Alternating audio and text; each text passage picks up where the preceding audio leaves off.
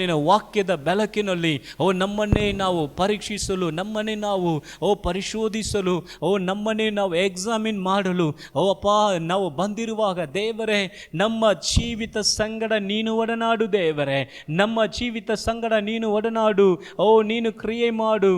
ನೀನು ಅಪ್ಪ ನಮ್ಮ ಜೀವಿತದಲ್ಲಿ ತೋರಿಸು ಅಪ್ಪ, ನಿನಗೆ ಮೆಚ್ಚುಗೆ ಆಗದೆ ನಮ್ಮ ಒಂದು ಬಾಯಿನಲ್ಲಿ, ನಮ್ಮ ಒಂದು ಕ್ರಿಯೆಯಲ್ಲಿ, ನಮ್ಮ ಒಂದು ಕಾರ್ಯಗಳಲ್ಲಿ ಮಾಡಿದ ಎಲ್ಲ ಕಾರ್ಯಗಳನ್ನು ನಮಗೆ ತೋರಿಸಿ ನಿನ್ನ ರಕ್ತದಿಂದ ತೊಳೆದು ನಮ್ಮನ್ನು ಶುದ್ಧೀಕರಿಸಿರಿ ಅಪ್ಪ. ಹಾಲೆಲೂಯ. ಸಭೆಯಾಗಿ ನಮ್ಮನ್ನು ಶುದ್ಧೀಕರಿಸು ಅಪ್ಪ, ಪ್ರತಿಯೊಬ್ಬರಾಗಿ ಒಬ್ಬೊಬ್ಬರನ್ನು ಶುದ್ಧೀಕರಿಸು ದೇವರೇ. ಹಾಲೆಲೂಯ. ದೇವರೇ, ನಮ್ಮನ್ನು ನಿನ್ನ ಆಳ್ವಿಕೆಗೆ, ನಮ್ಮನ್ನು ನಿನ್ನ ಒಂದು ಚಿತ್ತಕ್ಕೆ, ನಮ್ಮನ್ನು ನಿನ್ನ ಒಂದು ಪರಿಪೂರ್ಣವಾದ ಅಪ್ಪ ತೊಟ್ಟಿಗೆ ನಾವು ಒಪ್ಪಿಸಿಕೊಡ್ತಾ ಇದ್ದೇವೆ ಸ್ವಾಮಿ. ಸ್ತೋತ್ರ ಸ್ತೋತ್ರ ರಾಜ, ಸ್ತೋತ್ರ ಕರ್ತನೆ, ನಿನಗೆ ವಂದನೆಗಳಪ್ಪ, ನಿನಗೆ ವಂದನೆಗಳು. ಪರಿಶುದ್ಧನಾದಂಥ ಒಳ್ಳೆ ಪರಲೋಕ ತಂದೆಯಾದ ದೇವರೇ, ಈ ಒಂದು ಒಳ್ಳೆಯ ಪ್ರಾರ್ಥನೆಯ ಸಮಯಕ್ಕಾಗಿ ಸ್ತೋತ್ರ ಸ್ವಾಮಿ.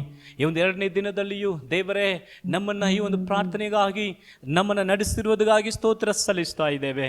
ಹೌದು ಸ್ವಾಮಿ, ನಿನ್ನ ಸಮ್ಮುಖದಲ್ಲಿ ನಮ್ಮನ್ನೇ ನಾವು ಇಟ್ಟು ನಿನ್ನ ವಾಕ್ಯದ ಬೆಳಕಿನಲ್ಲಿಯೂ ನಿನ್ನ ಪ್ರಸನ್ನತೆಯ ಬೆಳಕಿನಲ್ಲಿಯೂ ನಮ್ಮ ಜೀವಿತವನ್ನು ನಾವು ನೋಡುವಾಗ ಕರ್ತನೆ, ನಮ್ಮ ಜೀವಿತವನ್ನು ಅದಕ್ಕಾಗಿ ನಿನ್ನ ವಾಕ್ಯಕ್ಕೆ ಅನುಸಾರವಾಗಿ ಶುದ್ಧೀಕರಿಸಿ ಅಪ್ಪ, ನಮ್ಮ ಜೀವಿತವನ್ನು ಅಪ್ಪ ನಿನ್ನ ಒಂದು ಕಾರ್ಯಗೋಸ್ಕರ ಸಿದ್ಧಗೊಳಿಸಿರಿ ಎಂಬುದಾಗಿ ಅಪ್ಪ ನಾವು ಪ್ರಾರ್ಥನೆ ಮಾಡುತ್ತಾ ಇದ್ದೇವೆ ಸ್ವಾಮಿ.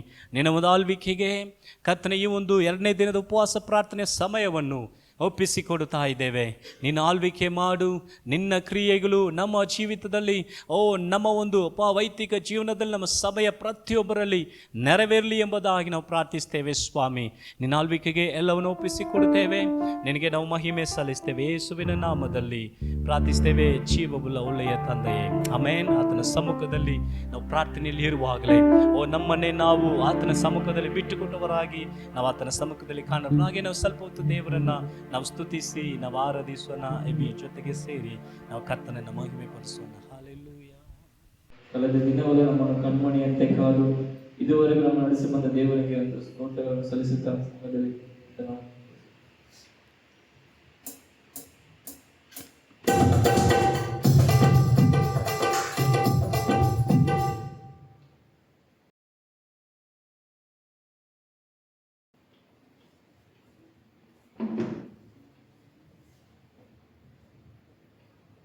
ಸ್ತೋತ್ರ ಎಂದು ಹಾಡುವೆನು ದೇವಾ, ಸ್ತೋತ್ರ ಎಂದು ಹಾಡುವೆನು ರಾಜ, ನಿನ್ನ ಮನಸಾರೆ ಸ್ತುತಿಸುವೆ ದೇವಾ. ಸ್ತೋತ್ರ ಯೇಸು ರಾಜ, ಸ್ತೋತ್ರ ಯೇಸು ರಾಜ, ನಿಮಗೆ ಸ್ತೋತ್ರ ಯೇಸು ರಾಜ, ಸ್ತೋತ್ರ ಯೇಸು ರಾಜ.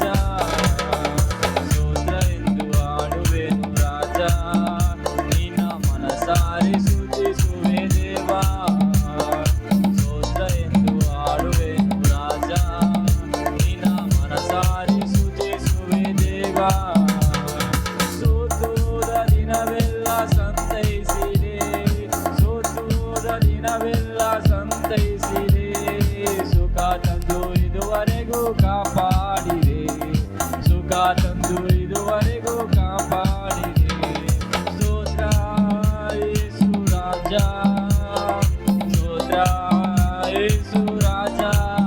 ನಿಮಗೆ ಸ್ತೋತ್ರ ಯೇಸು ರಾಜ, ಸ್ತೋತ್ರ ಯೇಸು ರಾಜ, ಸ್ತೋತ್ರ ಎಂದು ಹಾಡುವೆನು ರಾಜ, ನಿನ್ನ ಮನಸಾರೆ ಸ್ತುತಿಸುವೆ ದೇವಾ. ಸ್ತೋತ್ರ ಎಂದು ಹಾಡುವೆನು ರಾಜ, ನಿನ್ನ ಮನಸಾರೆ ಸ್ತುತಿಸುವೆ ದೇವಾ. ಹೊಸ ಜೀವ ತಂದಿರುವೆ ಸ್ತೋತ್ರ ರಾಜ, ಹೊಸ ಜೀವ ತಂದಿರುವೆ ಸ್ತೋತ್ರ ರಾಜ, ಹೊಸ ಬಲ ನೀಡಿರುವೆ ಸ್ತೋತ್ರ ರಾಜ, ಹೊಸ ಬಲ ನೀಡಿರುವೆ ಸ್ತೋತ್ರ ರಾಜ. ಸ್ತೋತ್ರ ಯೇಸು ರಾಜ, ಸ್ತೋತ್ರ ಯೇಸು ರಾಜ, ನಿಮಗೆ ಸ್ತೋತ್ರ ಯೇಸು ರಾಜ, ಸ್ತೋತ್ರ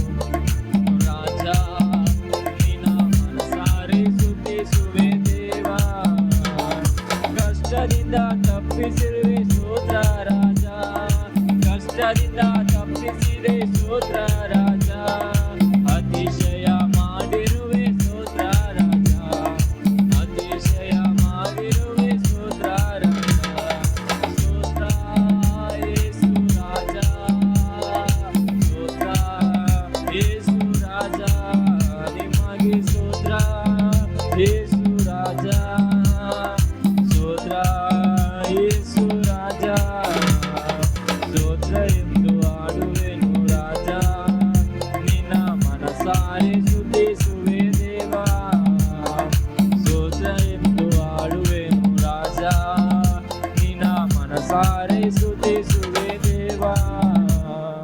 ಸ್ತೋತ್ರ ಯೇಸು ರಾಜ, ಸ್ತೋತ್ರ ಯೇಸು ರಾಜ, ನಿಮಗೆ ಸ್ತೋತ್ರ ಯೇಸು.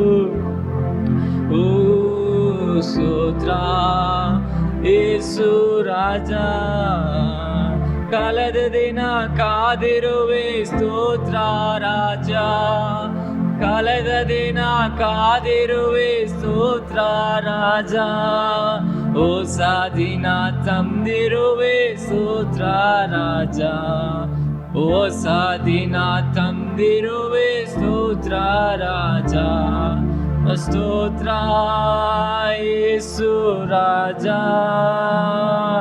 ಸ್ತೋತ್ರ ಯೇಸು ರಾಜ, ನಿಮಗೆ ಸ್ತೋತ್ರ ಯೇಸು ರಾಜ, ಸ್ತೋತ್ರ ಯೇಸು ರಾಜ. ಹಲ್ಲೆಲೂಯಾ, ಸ್ತೋತ್ರ ಕರ್ತನೆ, ಸ್ತೋತ್ರ ಸ್ವಾಮಿ, ಹಲ್ಲೆಲೂಯಾ. ಘನತೆಗೂ ಮಹಿಮೆಗೆ ಪಾತ್ರನಾದ ದೇವನೇ ನಿಮಗೆ ಸ್ತೋತ್ರ ಕರ್ತನೆ. ಇದುವರೆಗೆ ನಮ್ಮನ್ನು ಕಾದು ನಡೆಸಿ ಬಂದ ದೇವನೇ ನಿಮಗೆ ಸ್ತೋತ್ರ ಸ್ವಾಮಿ, ಹಲ್ಲೆಲೂಯಾ. ಸ್ತೋತ್ರ ಕರ್ತನೆ, ಹಲ್ಲೆಲೂಯಾ. ಸ್ತೋತ್ರ ಕರ್ತನೆ, ಹಲ್ಲೆಲೂಯಾ. ಹಲ್ಲೆಲೂಯಾ, ಸ್ತೋತ್ರ ಕರ್ತನೆ. ಇದುವರೆಗೆ ನಮ್ಮ ನಡೆಸಿ ಬಂದ ದೇವನೇ ನಿಮಗೆ ಸ್ತೋತ್ರ ಕರ್ತನೆ, ಹಲ್ಲೆಲೂಯಾ. ಸ್ತೋತ್ರ ಕರ್ತನೆ, ಸ್ತೋತ್ರ ಸ್ವಾಮಿ, ಸ್ತುತಿಗೂ ಮಹಿಮೆಗೆ ಪಾತ್ರನಾದ ದೇವನೇ, ಹಲ್ಲೆಲೂಯಾ. ನಿಮಗೆ ಸ್ತೋತ್ರ ಕರ್ತನೆ. ಸ್ತುತಿ ಘನ ಮಾನ ಮಹಿಮೆ ಯೇಸು ರಾಜನಿಗೆ, ನನ್ನ ಹೃದಯದ ದೀಪಕ್ಕೆ. ಸ್ತುತಿ ಘನ ಮಾನ ಮಹಿಮೆ ಯೇಸು ರಾಜನಿಗೆ, ನನ್ನ ಹೃದಯದ ದೀಪಕ್ಕೆ. ಸ್ತೋತ್ರ ಮೇಘ ಸ್ತಂಭವೇ, ಸ್ತೋತ್ರ ಅಗ್ನಿ ಸ್ತಂಭವೇ, ಸ್ತೋತ್ರ ಮೇಘ ಸ್ತಂಭವೇ, ಸ್ತೋತ್ರ ಅಗ್ನಿ ಸ್ತಂಭವೇ. ಕೆರೂಬ್ಯರ ಮಧ್ಯದಲ್ಲೂ ಸೆರಾಫ್ಯರ ಮಧ್ಯದಲ್ಲೂ ವಾಸಿಸುವ ಆತನಿಗೆ ಸ್ತುತಿಗಾನ ಮಹಿಮೆ, ಸ್ತುತಿಗಾನ ಮಹಿಮೆ. ಮೂವರು ಸೇರಿ ಬರುವ ಸ್ಥಳದಲ್ಲಿ ಆತ್ಮವ ಸುರಿಸುವವನೇ, ಇಬ್ಬರು ಮೂವರು ಸೇರಿ ಬರುವ ಸ್ಥಳದಲ್ಲಿ ಆತ್ಮವ ಸುರಿಸುವವನೇ. ಸ್ತೋತ್ರ ಮೇಘ ಸ್ತಂಭವೇ, ಸ್ತೋತ್ರ ಅಗ್ನಿ ಸ್ತಂಭವೇ, ಸ್ತೋತ್ರ ಮೇಘ ಸ್ತಂಭವೇ, ಸ್ತೋತ್ರ ಅಗ್ನಿ ಸ್ತಂಭವೇ. ಸ್ತುತಿ ಗಾನ ಮಾನ ಮಹಿಮೆ ಯೇಸು ರಾಜನಿಗೆ, ನನ್ನ ಹೃದಯದ ದೀಪಕ್ಕೆ. ಸ್ತೋತ್ರ ಮೇಘ ಸ್ತಂಭವೇ, ಹಲ್ಲೆಲೂಯಾ. ಸ್ತೋತ್ರ ಅಗ್ನಿ ಸ್ತಂಭವೇ, ஹல்லேலூயா. ஸ்தோத்திர கர்த்தனே, நடத்தி வந்த தெய்வமே உமக்கு நன்றி கர்த்தனே. எங்க போல யார தெய்வம் இல்லை கர்த்தனே. ஸ்தோத்திரம் இயேசுவே, ஸ்தோத்திர கர்த்தனே. ஹல்லேலூயா. நம் இயேசு நல்லவர், ஒருபோதும் கைவிடா, ஒரு நாளும் விலகிடார். என் இயேசு நல்லவர், ஒருபோதும் கைவிடா, ஒரு நாளும் விலகிடா. கண்ணீரை காண்கிறார், கதறலை கேட்கிறார். கண்ணீரை காண்கிறார்,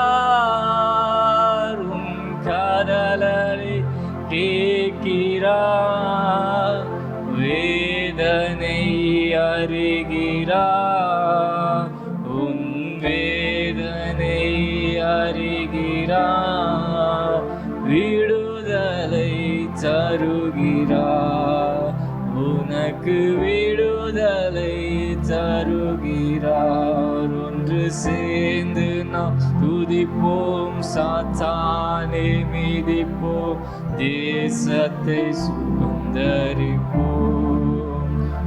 ஒன்று சேர்ந்து நாம் துதிப்போம், சாத்தானை மிதிப்போம், தேசத்தை சுதந்தரிப்போம். என் இயேசு நல்லவர், ஒருபோதும் கைவிடார், ஒரு நாளும் விலகிடார், ஒரு நாளும் விலகிடா. என்னை விட்டு விலகாத தெய்வமே உமக்கு நன்றி கர்த்தனே. இதுவரைக்கும் எங்களை பாதுகாத்து வந்த தெய்வமே உமக்கு நன்றி கர்த்தனே. இந்த வருஷத்தின் துவக்கம் முதல் முடிவு வரை கர்த்தனே எங்க துணையா இருந்து நடத்தி வந்த தெய்வமே உமக்கு நன்றி நன்றி நன்றி கர்த்தனே. கோடான கோடி நன்றி சுவாமி. ஹல்லேலூயா, ஸ்தோத்திர கர்த்தனே.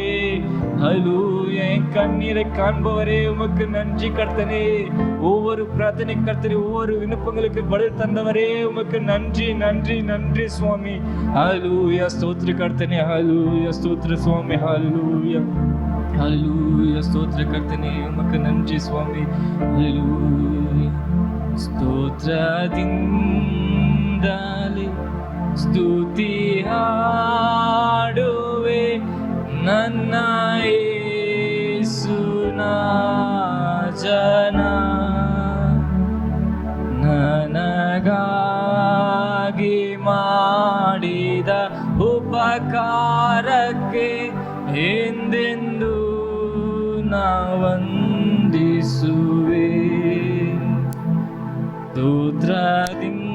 ಸ್ತೋತ್ರದಿಂದಲೇ ಸ್ತುತಿ ಹಾಡುವೆ ನನ್ನ ಯೇಸು ರಾಜನ.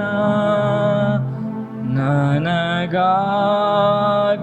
ಮಾಡಿದ ಉಪಕಾರಕ್ಕೆ ಎಂದೆಂದು ನಾ ವಂದಿಸುವೆ.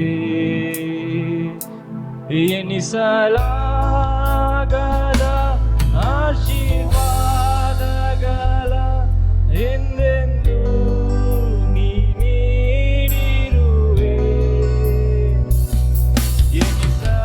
ಎನಿಸಲಾಗದ ಆಶೀರ್ವಾದಗಳ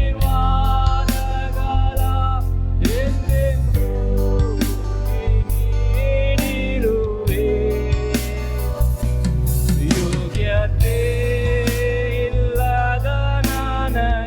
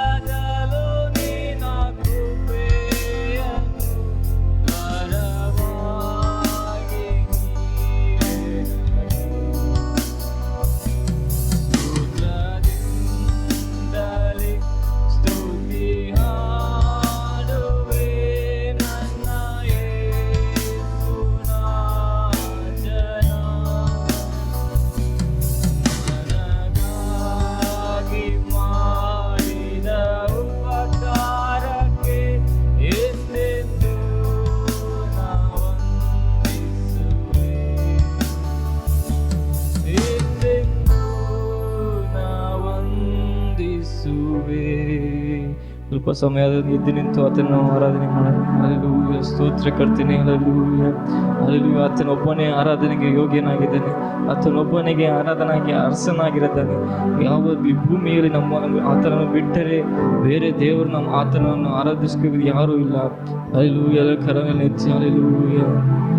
ಆರಾಧನಾ ನಾಯಕ ನೀನೇ,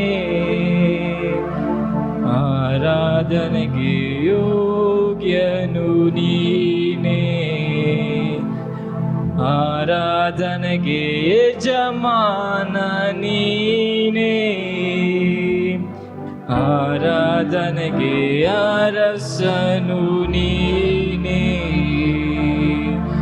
ಆರಾಧನಾ ನಾಯಕ ನೀನೇ,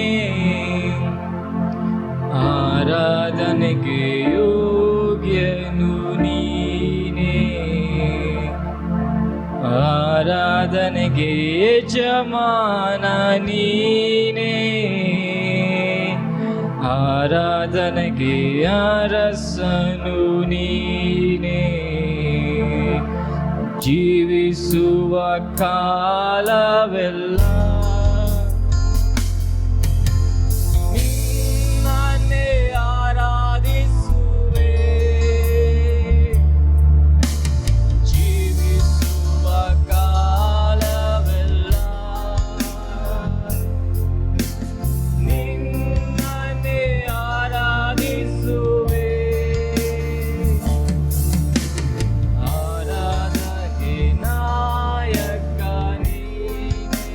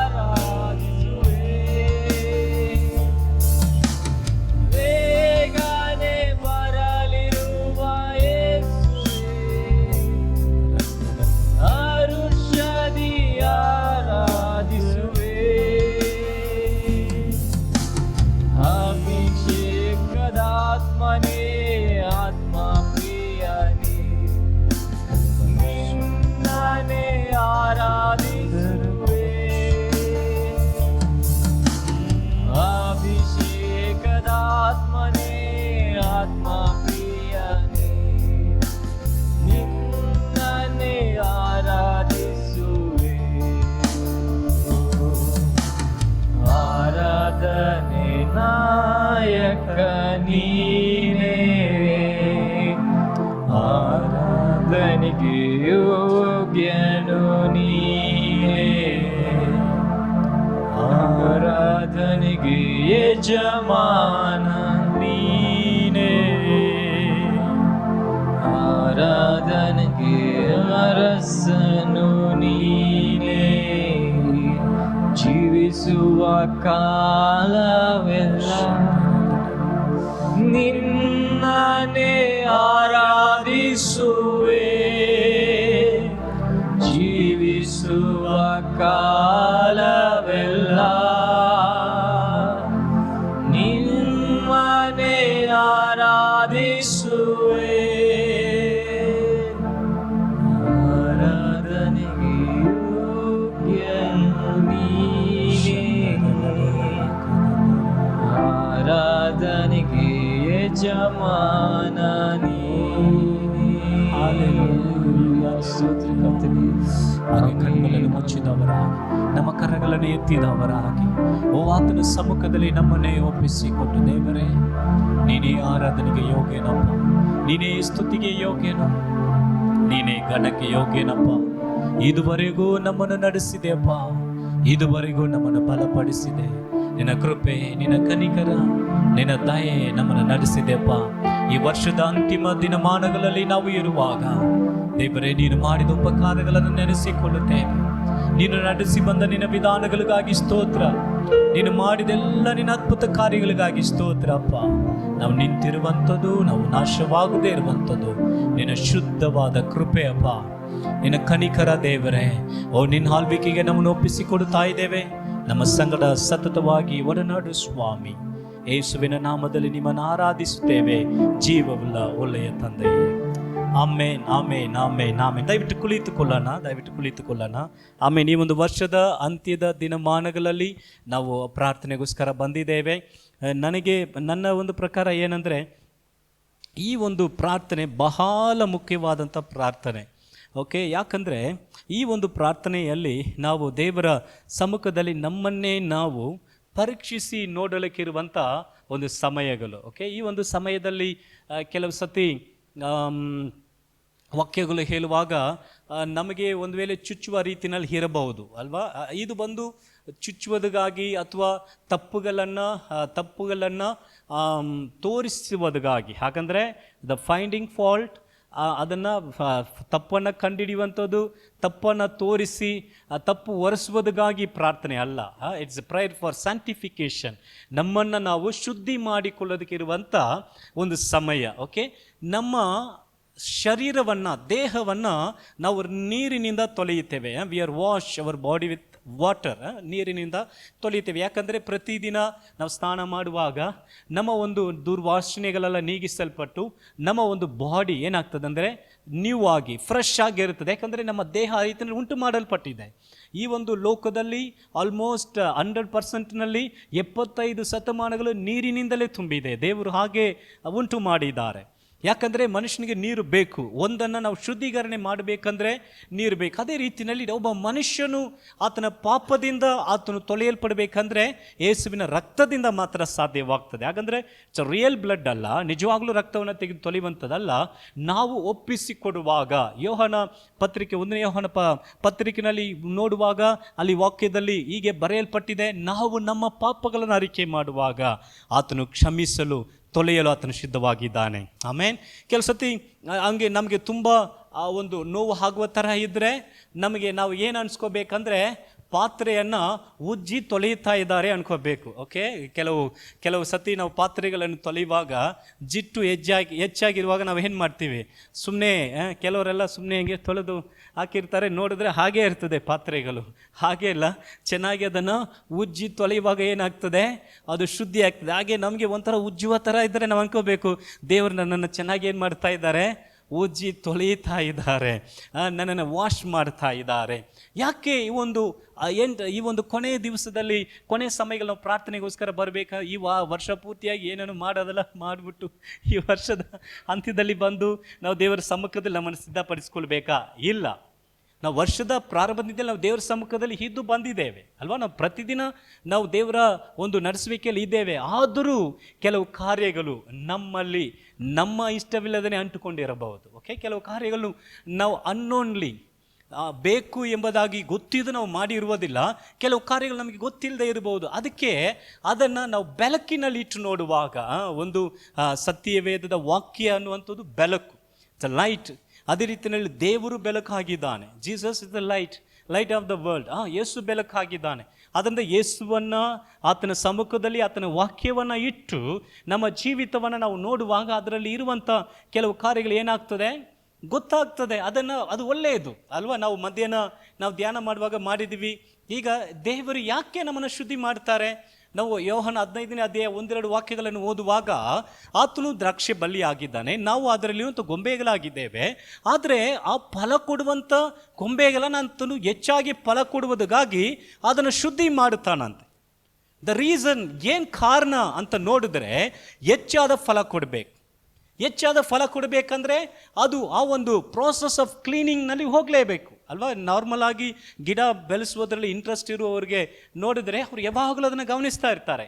ನನಗೆ ಕೆಲವರು ಗೊತ್ತಿದೆ, ಕೆಲವರೆಲ್ಲ ಗಿಡದಲ್ಲಿ ತುಂಬ ಇಷ್ಟ ಇರುವಂಥವರು ಅವ್ರು ನೋಡಿದ್ರೆ ಅದನ್ನು ಯಾವಾಗಲೂ ಶುದ್ಧಿ ಮಾಡ್ತಾ, ಯಾವುದಾದ್ರು ಒಂದು ಅದರಲ್ಲಿ ಎಲೆ ಒಣಗಿ ಹೋಗಿದರೆ ಅದನ್ನು ತೆಗೆದಾಕೋದು, ಅದನ್ನು ಶುದ್ಧಿ ಮಾಡೋದು, ಯಾವಾಗಲೂ ಅದನ್ನು ನೀಟಾಗಿ ಇಟ್ಕೊಳ್ಳೋದು, ಈ ಥರ ಒಂದು ಪೆಟ್ಟು ಥರ ನೋಡ್ಕೊಳ್ತಾರೆ. ಯಾಕಂದರೆ ಆವಾಗ ನೋಡುವಾಗ ತುಂಬ ಸುಂದರವಾಗಿರ್ತದೆ. ಯಾಕೆ? ಅವರು ಅದನ್ನು ಪ್ರತಿದಿನ ಅದನ್ನು ಗಮನಿಸ್ತಾರೆ. ಹಾಗೆ ನಮ್ಮ ಜೀವಿತವನ್ನು ನಾವು ದೇವರ ಬೆಳಕಿನಲ್ಲಿ ಇಟ್ಟು ನೋಡಿ ನಮ್ಮನ್ನು ಶುದ್ಧಿ ಮಾಡಿಕೊಳ್ಳುವುದಕ್ಕೆ ಬಿಟ್ಟು ಕೊಡುವಾಗ ದೇವರು ನಮ್ಮನ್ನು ಫಲಭರಿತವುಳ್ಳವರ ಹೆಚ್ಚಾದ ಫಲಗಳನ್ನು ಕೊಡುವುದಕ್ಕೆ. ಯಾಕಂದರೆ ನಾವು ಫಲ ಕೊಡುವುದಕ್ಕಾಗಿ ದೇವರು ನಮ್ಮನ್ನು ಈ ಲೋಕದಲ್ಲಿ ಇಟ್ಟಿದ್ದಾರೆ. ಈ ಲೋಕದಲ್ಲಿ ಇರುವಂಥ ಜನಾಂಗಗಳು ನಮ್ಮ ಒಂದು ಫಲವನ್ನು ನೋಡಿ ಅವರು ದೇವರನ್ನು ಏನು ಮಾಡ್ಕೋಬೇಕು? ಕಂಡುಕೊಳ್ಳಬೇಕು. ಯಾವ ಫಲ? ಆತ್ಮಿಕವಾದ ಫಲಗಳು ಅಲ್ವಾ? ಗಲಾತ್ಯದಲ್ಲಿ 5ನೇ ಅಧ್ಯಾಯ 21-22 ವಾಕ್ಯಗಳಲ್ಲಿ ನೋಡುವಾಗ 9 ಫಲಗಳು ಹೇಳಲ್ಪಟ್ಟಿದೆ ಅಲ್ವಾ? ಪ್ರೀತಿ, ನಮ್ಮ ನೋಡಿದ್ರೆ ಪ್ರೀತಿ ಕಾಣಬೇಕು, ನಮ್ಮ ನೋಡಿದ್ರೆ ಸಮಾಧಾನ ಕಾಣಬೇಕು, ನಮ್ಮ ನೋಡಿದ್ರೆ ಸಂತೋಷ ಕಾಣಬೇಕು. ಇದು ಎಲ್ಲವನ್ನ ಜನಾಂಗಗಳು ಫಲವಾಗಿ ನಮ್ಮ ಜೀವಿತದಲ್ಲಿ ನೋಡಬೇಕು. ಅದನ್ನು ನಾವು ಬೆಳಿಬೇಕಾದ್ರಲ್ಲಿ ನಾವು ಪ್ರಾಸೆಸ್ ಆಗಬೇಕಂದ್ರೆ ಕ್ಲೀನಿಂಗ್ ಪ್ರಾಸೆಸ್, ಒಂದು ಶುದ್ಧೀಕರಣೆಯ ಆ ಒಂದು ವಿಧಾನ ಬಂದು ತುಂಬ ಬೇಕಾಗಿದೆ, ನನಗೂ ಬೇಕಾಗಿದೆ. ಈಗ ನನ್ನ ಕೋಪವು ಇಲ್ಲದೆ ನಾನು ಶಾಂತನಾಗಿ ಆಗಬೇಕಂದ್ರೆ ನಾನು ಯಾವ ಪ್ರಾಸೆಸ್ಸಲ್ಲಿ ಹೋಗಬೇಕು? ಕೋಪ ಬರುವಂಥ ಸನ್ನಿವೇಶದಲ್ಲಿ ಹೋಗಬೇಕು. ಹಾಗೆ ನನಗೆ ಬರ್ತದೆ ಅಲ್ವಾ? ಎಲ್ಲರೂ ನಾರ್ಮಲ್ ಆಗಿ ಇರುವಾಗ ಎಲ್ಲ ಯಾರಿಗೂ ಕೋಪ ಬರೋದೇ ಇಲ್ಲ ಅಲ್ವಾ? ಎಲ್ಲರೂ ಕೋಪ ಸುಮ್ಮನೆ ಕೋಪ ಪಡ್ತಾ ಇರ್ತೀರಾ? ಸುಮ್ಮನೆ ಇಲ್ಲ, ಏನಾದ್ರು ಅದು ತಕ್ಕ ಘಟನೆ ನಡೆಯುವಾಗ ಕೋಪ ಬರ್ತದೆ ಅಲ್ವಾ? ಆದರೆ ಆ ಒಂದು ಕೋಪವನ್ನು ಕಂಟ್ರೋಲ್ ಮಾಡುವಂಥದ್ದೇ ಶಾಂತಿ, ದೀರ್ಘ ಶಾಂತಿ ಅಲ್ವಾ? We control. ಈಗ ನಮ್ಮ ಒಳಗಡೆ ಬರಲ್ಲ ಅಂತ ಅಲ್ಲ, ಅದನ್ನು ಬರದೆ ಬಿಡುವಂಥದ್ದೇ ಅನ್ಕಂಟ್ರೋಲ್ ಅಲ್ವಾ? ಈಗ ನಾವು ದೇಹದಲ್ಲಿ ಇದ್ದೇವೆ, ನಮಗೆ ಆಸೆಗಳು ಇರ್ತದೆ, ನಮಗೆ ಪ್ರತಿ ಭಾವನೆಗಳು ಹಾಗೆ ಇರ್ತದೆ. ಅದನ್ನು ಅಡಗಿಸಿ ಆತ್ಮಿಕ ಫಲಗಳನ್ನು ಪ್ರಕಟಿಸುವಂಥದ್ದೇ ಕ್ರೈಸ್ತನ ಜೀವನದ ಪ್ರತಿಬಿಂಬೆ ಅಲ್ವಾ? ಲೋಕದವರು ಕೋಪ ಪಡ್ತಾರೆ, ಈಗ ನಮಗೆ ಕೋಪ ಬರಲ್ವಾ?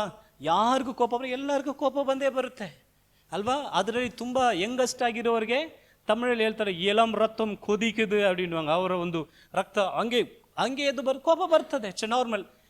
ಚಿಕ್ಕ ಕಾರ್ಯಗಳಿಗೆಲ್ಲ ಏನಾಗ್ಬಿಡ್ತದೆ, ತಕ್ಷಣ ಕೋಪ ಬರ್ತದೆ. It's normal.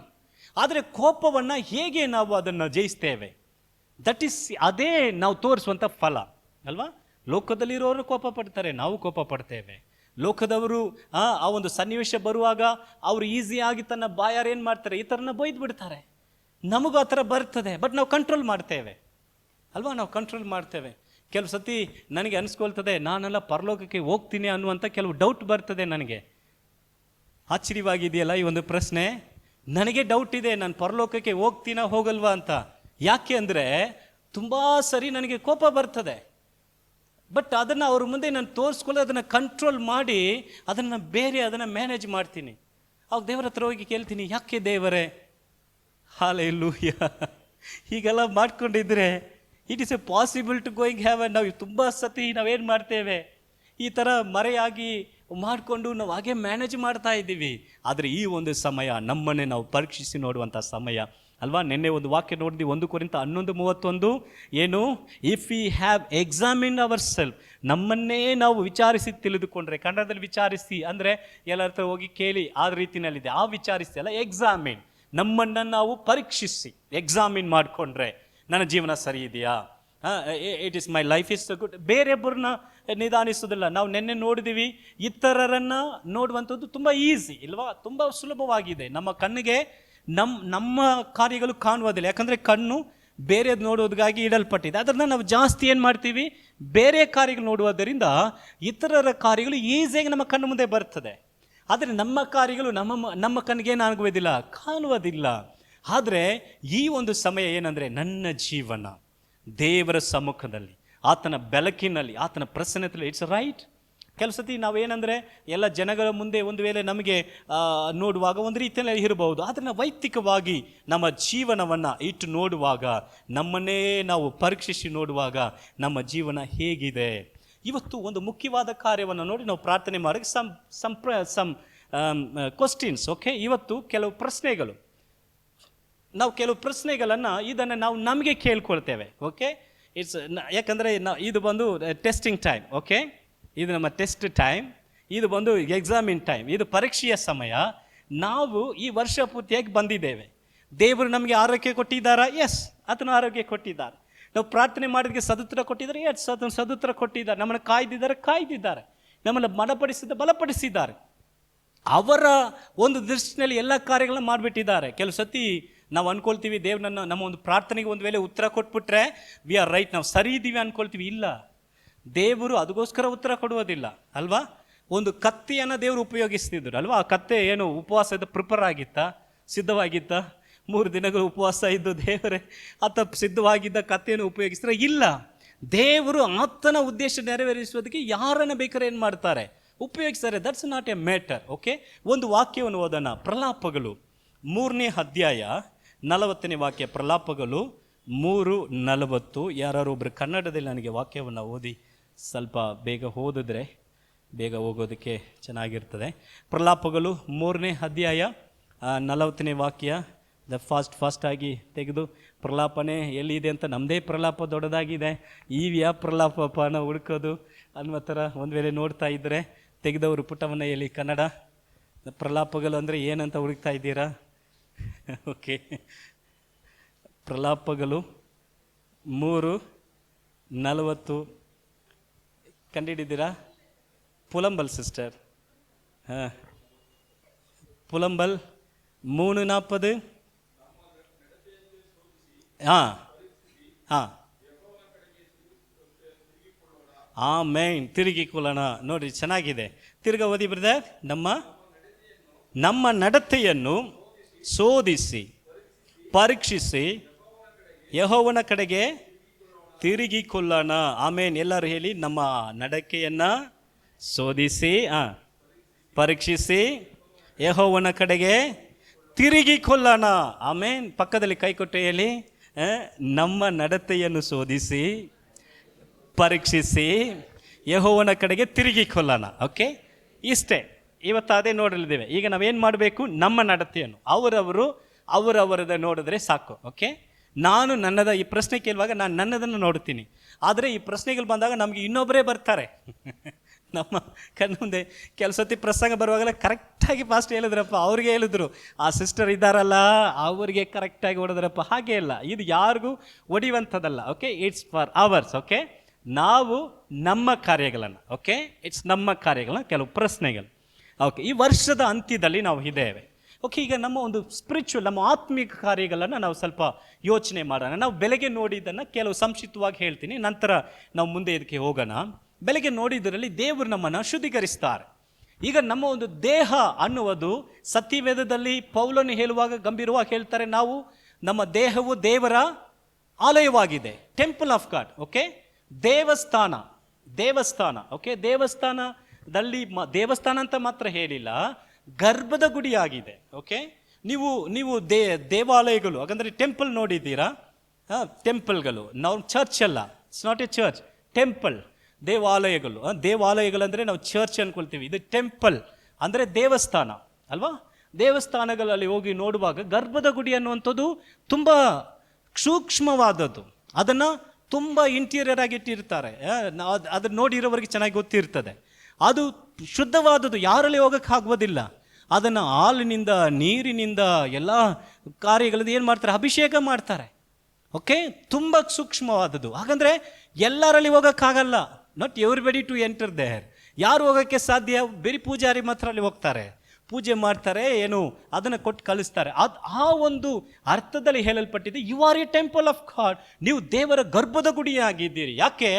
ನಿಮ್ಮ ಒಳಗಡೆ, ನನ್ನ ಒಳಗಡೆ ಈಗ ದೇವರು ವಾಸ ಮಾಡ್ತಾ ಇದ್ದಾನೆ. ನನ್ನ ಒಂದು ದೇಹ ಗರ್ಭದ ಗುಡಿಯಾಗಿದ್ದರೆ ಎಷ್ಟು ಶುದ್ಧನಾಗಿ ನಾನು ಇರಬೇಕು ಅಲ್ವಾ? ಎಷ್ಟು ಶುದ್ಧನಾಗಿ ನನ್ನ ದೇಹ ಇರಬೇಕು, ನನ್ನ ಆತ್ಮ ಇರಬೇಕು, ನನ್ನ ಮನಸ್ಸು ಇರಬೇಕು, ನನ್ನ ಕಣ್ಣು ಇರಬೇಕು, ನನ್ನ ಬಾಯಿ ಇರಬೇಕು, ನನ್ನ ಕಿವಿ ಇರಬೇಕು ಅಲ್ವಾ? ಯಾಕಂದರೆ ಅದು ಹೇಳಲ್ಪಡುವಾಗ ಆತ್ಮ ಮಾತ್ರ ಅಂತ ಹೇಳಿಲ್ಲ, ನಿಮ್ಮ ದೇಹಗಳು. ಓಕೆ, ಯು ಆರ್ ನಿಮ್ಮ ಒಂದು ದೇಹಗಳು, you are a body. Okay, ನೀವು you are the temple of God, ದೇವರ ಆಲಯವಾಗಿದ್ದೀರಿ. ನಾನು ದೇವರ ಆಲಯ. ನಾವು ಅದನ್ನು ತುಂಬ ಹೆಮ್ಮೆಗೋಸ್ಕರ ಹೇಳ್ಕೊಳ್ತೇವೆ, ನಾನು ದೇವರ ಆಲಯ, ನಾನು ದೇವರ ಆಲಯ. ದೇವರು ಇದ್ರೇನೆ ದೇವರ ಆಲಯ. ಓಕೆ, ಈಗ ನೋಡಿ, ನಾವು ನೋಡುವುದಲ್ಲ, ನಾವು ನಮ್ಮ ಎಕ್ಸಾಮಿನ್ ಮಾಡ್ಕೊಳ್ಳೋಣ. ಈಗ ನಾವು ನೋಡುವುದಲ್ಲ, ಈ ದೇವರು ಅಡಗಿಸ್ಕೊಂಡು ಇರ್ತಾರಾ? ಅಲ್ಲ, ಇರಲ್ಲ ಅಲ್ವಾ? ನಮ್ಮ ದೇವರಿಗೆ ಸ್ತೋತ್ರ, ನಮ್ಮವ್ರು ಯಾರು ಇಲ್ಲ. ಕೆಲವರು ಬೇರೆಯೊಬ್ಬರು ಪ್ರಾರ್ಥನೆಗೋಸ್ಕರ ಮನೆಗೆ ಕರೆಯುವಾಗ ನಾವು ಹೋದರೆ ತಕ್ಷಣ ರಿಮೋಟ್ ಆಫ್ ಮಾಡೋದು, ಫಾಸ್ಟ್ ಬಂದು ಆಫ್ ಮಾಡಿಬಿಡು. ಅವಾಗ ಬಾಗಿಲು ತಟ್ಟಿದ್ರೆ ಒಂಥರ ಅವ್ರಿಗೆ ಫುಲ್ ನರ್ವಸ್ ಆಗಿಬಿಡ್ತಾರೆ. ಸಾಧಾರಣ ಮನುಷ್ಯರು ಫಾಸ್ಟ್ ಬಂದರೆ ಅಂದರೆ ಟಿ ವಿ ಆಫ್ ಮಾಡಿ ಜನರಲ್ ಅಲ್ವಾ? ಈಗ ಗರ್ಭದ ಗುಡಿಯಾಗಿ ದೇವರನ್ನೇ ಒಳಗಡೆ ಇಟ್ಕೊಂಡು ಅಲ್ಲಿ ಕೂತ್ಕೊಂಡು ಸಮಾಧಾನವಾಗಿದ್ದೀವಿ. ಯಾಕಂದರೆ ನಾವು ಒಳಗಡೆ ಇರುವಂಥ ದೇವರು ನಮ್ಮ ಕಣ್ಣಿಗೆ ಕಾಣ್ತಾ ಇಲ್ಲ, ಒಂದು ಪಾಸ್ಟ್ ಬಂದರೆ ಕಾಣ್ತಾರೆ ಅಲ್ವಾ? ಸಮ್ಟೈಮ್ ಈಗ ಈ ರೀತಿಯಲ್ಲಿ ನಾವು ಯೋಚನೆ ಮಾಡಿ ನೋಡೋಣ. ಒಂದು ವೇಳೆ ನಮ್ಮ ಅಪ್ಪ ಅಥವಾ ನಮ್ಮ ಅಮ್ಮ, ಅದರ್ ಪರ್ಸನ್ಸ್ ಯಾರಾದರೂ ನಮ್ಮ ಜೊತೆಗೆ ಕೂತ್ಕೊಂಡು ನಾವು ನೋಡುವಂಥದ್ದನ್ನು ಅವ್ರು ನೋಡ್ತಾರಾ? ಹಾಗೆ ನಾವು ಸ್ವಲ್ಪ ಯೋಚನೆ ಮಾಡಿ ನೋಡಿದ್ರೆ ಕೆಲವುದೆಲ್ಲ ನಾವು ಮರೆಯಾಗಿ ನೋಡ್ತಾ ಇರ್ತೀವಿ ಅಲ್ವಾ? ಯಾರು ಗೊತ್ತಾಗಲ್ಲ. ಆದರೆ ದೇವರು ನಮ್ಮನ್ನು ನೋಡ್ತಾರೆ. ಯಾಕಂದರೆ ದೇವರ ಆಲಯನ ನಾವು ಕೆಡಿಸ್ಕೋಬಾರ್ದು. We have to concentrate. ನಮ್ಮನ್ನು ನಾವು ಶುದ್ಧೀಕರಿಸ್ಕೋಬೇಕು. ಈಗ ಈ ವರ್ಷ ಪೂರ್ತಿಗೆ ಹೇಗೋ ನಾವು ನಡ್ಕೊಂಡು ಬಂದುಬಿಟ್ಟಿದ್ದೀವಿ. ಆದರೆ ಈ ಒಂದು ವರ್ಷದ ಅಂತ್ಯ ಈಗ ಮುಗಿಯುತ್ತದೆ. ಈಗ ಹೊಸ ವರ್ಷ ಮುಂದೆ ಇದೆ. ದೇವರು 2025 ದೊಡ್ಡ ಬ್ಲೆಸ್ಸಿಂಗ್ ಆಗಿ ಇಟ್ಟಿದ್ದಾರೆ. ಎಲ್ಲರ ಜೀವನಕ್ಕೆ ಅದು ಬಂದು ದೊಡ್ಡ ಐಕನ್ನು ತರುವಂಥ ಒಂದು ವರ್ಷವಾಗಿ ದೇವರು ಈಗಾಗಲೇ ತೀರ್ಮಾನಿಸಿದ್ದಾರೆ. ಅದಕ್ಕೆ ನೀವು ಅದೇ ಅಲೆಯ ಜೀವಿತ, ಅದೇ ಅಲೆಯ ಪಾಪ, ಅದೇ ಅಲೆಯ ಕಾರ್ಯಗಳೊಟ್ಟಿಗೆ ನಾವು ಹೋಗ್ಬೇಕಾ?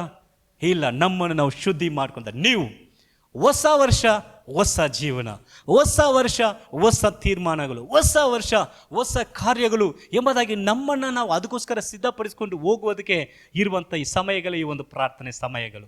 ಓಕೆ, ಈಗ ನಾವು ಆತ್ಮಿಕ ಕಡೆಗೆ ನಾವು ಸಾಮಾನ್ಯವಾಗಿ ನೋಡುವಾಗ ನಮ್ಮ ಮಾತನ್ನು ಸ್ವಲ್ಪ ನಾವು ಗಮನಿಸಿ ನೋಡಿದ್ರೆ ಎಷ್ಟೋ ಸಾರಿ ನಮ್ಮ ಒಂದು ಮಾತು ಇತರರನ್ನು ನೋಯಿಸಿದೆ ಅಲ್ವಾ? ನಾವು ಇಂಟೆನ್ಷನ್ ಆಗಿ ಕೆಲವರೆಲ್ಲ ಹೇಳ್ತಾರೆ, ತುಂಬ ಚುಚ್ಚಿ ಮಾತನ್ನೆಲ್ಲ ಹೇಳ್ಬಿಟ್ಟು ಜೋಕ್ ಮಾಡಿದೆ ಅಂತಾರೆ.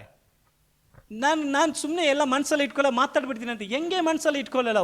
ಒಬ್ಬರ ಮಾತು ಅವರ ಬಾಯಲ್ಲಿ ಬರುವಾಗ ಅದು ಬೆರಿ ಬಾಯಲ್ಲಿ ಬರ್ತಾ ಇಲ್ಲ, ಹೃದಯದಿಂದ ಬರ್ತದೆ. It will come from heart. ಇದು ಬೈಬಲ್ ಹೇಳುತ್ತದೆ, ಯೇಸುಸ್ವಾಮಿ ಹೇಳ್ತಾರೆ.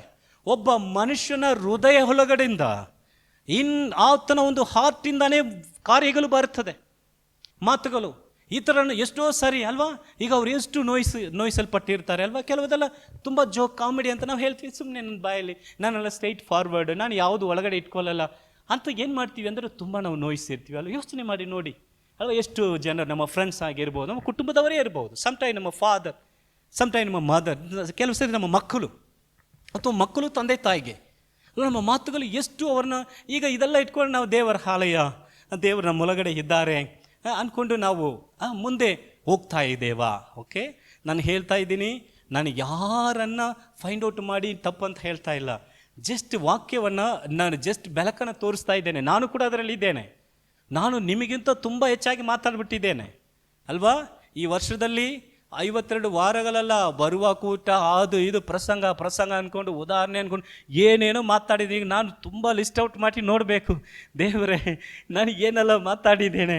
ಕೆಲವು ಸತಿ ಎಲ್ಲ ದೇವರು ಹೇಳದೇ ಇರುವುದನ್ನು ದೇವರು ಹೇಳಿದ್ರು ಅಂತ ನಾವು ಕೆಲವು ಸತಿ ಹೇಳ್ಬಿಡ್ತೀವಿ ಫ್ಲೋದಲ್ಲಿ ಅಲ್ವಾ. ದೇವರು ಹೇಳಿದ್ರ ಅಂತ ಹೇಳಿರುವ, ದೇವರು ಬಾಮ ಮಗಳೇ ಗೊತ್ತಾ ಅಂತ ಹೇಳಿರೋಲ್ಲ. ನಾವು ಫ್ಲೋದಲ್ಲಿ ಏನಾಗ್ಬಿಟ್ಟಿದೆ ಅಂದರೆ ದೇವರು ಮಾತಾಡಿದ್ರು, ದೇವರು ಹೇಳಿದ್ರು. ಕೆಲವು ಸತಿ ದೇವರೇ ನಾನು ಏನು ಹೇಳಿದೆ, ನೀನೇನು ಹೇಳ್ತಾ ಇದೆಯಾ ಅಲ್ವಾ ಸಮ್ ಟೈಮ್. ಹಾಗಂದ್ರೆ ನಮ್ಮ ಬಾಯ ಮಾತಲ್ವಾ, ನಮ್ಮ ಕಣ್ಣಿನ ದೃಷ್ಟಿ. ಈಗ ನಾವು ನೋಡುವುದೆಲ್ಲ ದೇವರು ಮೆಚ್ಕೊಳ್ತಾರಾ ಅಥವಾ ದೇವರು ನಮ್ಮ ಒಳಗಡೆ ಇದ್ದಾರಾ ಅಲ್ವಾ, ಇದೆಲ್ಲ ನೋಡಿಕೊಂಡು ಅವ್ರು ತಾಳ್ಮೆಯಿಂದ ಕೂತ್ಕೊಂಡಿದ್ದಾರಾ, ನಾವು ದೇವರ ಆಲಯವಾಗಿದ್ದೇವಾ ಅನ್ನುವ ಕೆಲವು ಪ್ರಶ್ನೆಗಳನ್ನು ನಾವು ನೋಡಿಕೊಂಡ್ರೆ ನಾವು ನಮ್ಮನ್ನು ಸರಿಪಡಿಸಿಕೊಂಡು ದೇವರಿಗೆ ಆತನ ಫ್ರೀ ಆಗಿರುವುದಕ್ಕೆ ಸ್ಥಳ ಅವಕಾಶ ಕೊಡುವುದಕ್ಕೆ ಇರುವಂಥ ಸಮಯಗಳು ಇದು. ಆಮೇಲೆ ಕೆಲವು ಸತಿ ನಮಗೆ ಇಷ್ಟವಿಲ್ಲದ ಸ್ಥಳಕ್ಕೆ ಹೋದಾಗ ನಾವು ಕಂಫರ್ಟಬಲ್ ಆಗಿರೋಕ್ಕೆ ಸಾಧ್ಯ ಇಲ್ಲ. ನೋಡಿದ್ದೀರಾ, ಕೆಲವು ಸ್ಥಳಕ್ಕೆ ನಮಗೆ ಇಷ್ಟ ಇಲ್ಲ ಅನ್ನುವ ಸ್ಥಳಕ್ಕೆ ಹೋದರೆ ನಮ್ಮಿಂದ ಆರಾಮಾಗಿರೋಕ್ಕಾಗಲ್ಲ. ಒಂಥರ ಯಾವಾಗ ಹೋಗೋಕ್ಕಾಗಲ್ಲ, ಇರೋಕ್ಕಾಗಲ್ಲ ಅನ್ನುವ ಹೆಂಗಿರ್ತದೆ, ಒಂಥರ ಅನ್ಕಂಫರ್ಟಬಲ್ ಅಲ್ವಾ, ಅನ್ಕಂಫರ್ಟಬಲ್. ಈಗ ದೇವ್ರಿಗೂ ಹಂಗೇ ಇದೆ, ಒಳಗಡೆ ಇರುವಾಗ ಅನ್ಕಂಫರ್ಟಬಲ್, ಈಗ ಬಿಟ್ಟು ಹೋಗೋಕ್ಕಾಗ್ತಾ ಇಲ್ಲ, ಅವ್ರಿಗೆ ಇರೋಕ್ಕಾಗ್ತಾ ಇಲ್ಲ ಅಲ್ವಾ, ಅವು ಬಿಟ್ಟು ಹೋಗೋಕ್ಕಾಗ್ತಾ ಇಲ್ಲ, ಇರೋಕ್ಕಾಗ್ತಾ ಇಲ್ಲ. ನಾವು ದೇವರ ಆಲಯ ಅಂತೀವಿ, ದೇವರ ಆಲಯ ಸರಿಯಪ್ಪ ಅಂತ ಇರ್ತಾರೆ. ನಾವು ಮಾಡೋದಲ್ಲಿ ನೋಡ್ಬಿಟ್ಟು ದೇವ್ರು ಹೋಗೋಣ ಅಂತ ಹೋಗೋಕ್ಕಾಗ್ತಾ ಇಲ್ಲ. ಈಗ ಆ ರೀತಿಯಲ್ಲಿ ಸ್ವಲ್ಪ ಯೋಚನೆ ಒಂಥರ ಸಂಕೋಚ ಆಗ್ಬಿಟ್ಟಿದೆ ದೇವರಿಗೆ. ನಮ್ಮ ಒಂದು ಮಾತು ಅಥವಾ ನಮ್ಮ ಒಂದು ಕ್ರಿಯೆಗಳು, ನಮ್ಮ ಒಂದು ಕಾರ್ಯಗಳು ಹೇಗೆ ನಡೆಯುತ್ತದೆ, ದೇವರ ಮಕ್ಕಳಾಗಿ ಹೇಗೆ ನಾವು ಇದ್ದೇವೆ. ಮೊದಲನೇ ಒಂದು ಪ್ರಶ್ನೆ, ಓಕೆ, ಇದು ನನಗೂ ಸೇರಿ. ಈ ಒಂದು ನಮ್ಮ ಒಂದು ಜೀವಿತದಲ್ಲಿ, ಆತ್ಮಿಕ ಜೀವಿತದಲ್ಲಿ ಪ್ರಾಮುಖ್ಯ ಎಂಬುದಾಗಿ ನಾವು ನೆನೆಸುವಂಥದ್ದು ಯಾವುದು? It's very very important. ನಮ್ಮ ಆತ್ಮಿಕ ಜೀವಿತದಲ್ಲಿ ತುಂಬ ಮುಖ್ಯವಾದದ್ದು ಎಂಬುದಾಗಿ ಎನಿಸುವಂಥದ್ದು ಯಾವುದು? Jesus. Very good brother, Jesus. Okay, ನಾವು ಅದಕ್ಕೆ ಬಂದ್ಬಿಡೋಣ. ಅವರು ಇದಾಗ ಆತ್ಮಿಕ ಜೀವನ ಒಳಗಡೆ ಬಂದ್ಬಿಟ್ಟಿದ್ವಿ. ನಮಗೆ ಮುಖ್ಯವಾಗಿ ಎಂಬುದಾಗಿ ಎನಿಸುವಂಥದ್ದು ಪ್ರಾರ್ಥನೆ. ವೆರಿ ಗುಡ್, ಪ್ರಾರ್ಥನೆಯ ಒಂದು ಕಡೆ ಅದನ್ನು ಇಟ್ಕೊಳ್ಳೋಣ. ಮುಖ್ಯವಾದದ್ದು ಎಂಬುದಾಗಿ ಇನ್ನೊಂದು ಕೂಡ ಹೇಳ್ಬೋದು. ಯಾವುದನ್ನು ಹೇಳ್ಬೋದು? ನನ್ನ ಪಾಯಿಂಟ್ಗೆ ನೀವು ಹೇಳ್ಬೇಕಲ್ವಾ, ನೀವು ಹೇಳ್ದಾರದಲ್ಲ ಇನ್ನೊಂದು ಪಾಯಿಂಟ್ಗೆ ಬರ್ತದೆ. ಓಕೆ, ಯಾವುದು ಇರ್ಬೋದು?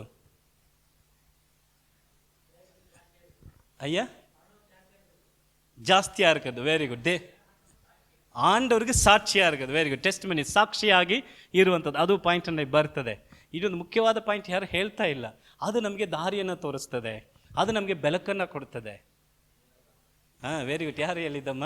Very good. ದೇವರ ವಾಕ್ಯ ಅಲ್ವಾ, ಗೊತ್ತಾ? ದೇವರ ವಾಕ್ಯ ಏನದು? ಯಾವುದದು? ಬೈಬಲ್ ಇದೆ ಅಲ್ವಾ? ಬೈಬಲ್ ಎಲ್ಲರ ಹತ್ರ ಬೈಬಲ್ ಇದೆಯಾ? ಇಲ್ಲ ಅಂದರೂ ನಮ್ಮ ಹತ್ರ ಬೈಬಲ್ ಇದೆ. ಇಲ್ಲ, ಮೊಬೈಲಲ್ಲಿ ನಾವೆಲ್ಲ ಬೈಬಲ್ ಇಟ್ಕೊಂಡಿರ್ತೇವೆ. ಇಟ್ಸ್ ಗುಡ್, ಒಳ್ಳೆಯದು, ಇಟ್ಕೋಬೋದು. ಓಕೆ, ಎಲ್ಲರೂ ಮೊಬೈಲಲ್ಲಿ ಬೈಬಲ್ನ ಇಟ್ಕೊಳ್ಬೋದು, ತಪ್ಪೇ ಅಲ್ಲ. ಬಟ್ ಮೊಬೈಲ್ ಶುದ್ಧವಾಗಿರಬೇಕು. ಯಾಕಂದರೆ ಇದು ಪವಿತ್ರ ಗ್ರಂಥ ಅಲ್ವಾ, ಅದು ಪರಿಶುದ್ಧ, ದ ಹೋಲಿ ಬೈಬಲ್. ಹೋಲಿ ಬೈಬಲ್ನ ಈ ಜಾಲಿಯಾದ ಮೊಬೈಲಲ್ಲಿ ಇಟ್ಕೊಂಡಿರೋಕ್ಕೆ ಆಗಲ್ಲ. ಹಲವಾರು ಕಾರ್ಯಗಳೇ ಇನ್ನು ಉಲಗತುಳಿಯ ಎಲ್ಲ ಕಣ್ರಾವ್ಯದಲ್ಲ ಇರ್ತದೆ. ಆಲ್ ದ ಡರ್ಟಿ ಥಿಂಗ್ಸ್ ಅಲ್ವಾ, ಕೆಟ್ಟ ಕಾರ್ಯಗಳು ಈ ಮೊಬೈಲಲ್ಲಿ ಇದೆ, ಒಳ್ಳೆಯದು ಇದೆ. ದ ಬೋತ್ ಆರ್ ಮಿಕ್ಸ್ ಆಗಿದೆ. ಲೋಕ ಥರ, ಅದೂ ಲೋಕ, ಇದು ಇನ್ನೊಂದು ಲೋಕ. ಈಗ ಬೈಬಲ್ ಅಲ್ವಾ, ದ ಬೈಬಲ್ ನಿಜವಾಗಲೂ ಅದು ಮುಖ್ಯವಾದದಂತ ನಾವು ನೆನೆಸ್ತೇವಾ? ಆತ್ಮಿಕ ವ್ಯಕ್ತಿಗಳಾದಂಥ ನಾವುಗಳು ಓಕೆ ನೆನೆಸ್ತೇವೆ. ಸರಿ, ಈ ಒಂದು ವರ್ಷದಲ್ಲಿ ನಾವು ಎಷ್ಟು ದಿನಗಳು ನಾವು ಬೈಬಲನ್ನು ಮಿಸ್ ಮಾಡಿದ್ದೇವೆ ಓದದೆ? ಅದು ಲೆಕ್ಕ ಮಾಡಿ ನೋಡಿದ್ರೆ 365 ದಿನಗಳು ಮಿಸ್ ಮಾಡಿದ್ದೇವೆ ಅಲ್ಲ? ಎಷ್ಟು ದಿನ ಓದಿದ್ದೇವೆ? ಒಂದು 10 ದಿನ ಅಲ್ಲ, 7 days. ಏನು ವರ್ಷದ ಪ್ರಾರಂಭ. ಅಯ್ಯೋ, ನಾನು ಬೇರೆ ಈ ವರ್ಷದಲ್ಲಿ ಹೇಗಾದ್ರೂ ಮುಗಿಸ್ಬೇಕು, ಒಂದು ದಿನಕ್ಕೆ 5 ಅಧ್ಯಾಯ ಅಲ್ವಾ? ಸರಿ, ನಮಗೆ ಪ್ರಾಮುಖ್ಯ ಅಂತ ಗೊತ್ತಿಲ್ವೋ? ಗೊತ್ತು, ಆದರೆ ನಾವು ಮಾಡ್ತಾ ಇಲ್ಲ. ಒಂದು ವಾಕ್ಯ ಒಬ್ಬ ಮನುಷ್ಯನಲ್ಲಿ ಹೋಗದೆ ಹೊರತು ಆತನ ಜೀವನ ಬದಲಾಗುವುದೇ ಇಲ್ಲ. ನೋಡಿ, 119ನೇ ಕೀರ್ತನೆಯಲ್ಲಿ 119ನೇ ಕೀರ್ತನೆ 174ನೇ ವಾಕ್ಯ. 119ನೇ ಕೀರ್ತನೆ 174ನೇ ವಾಕ್ಯ.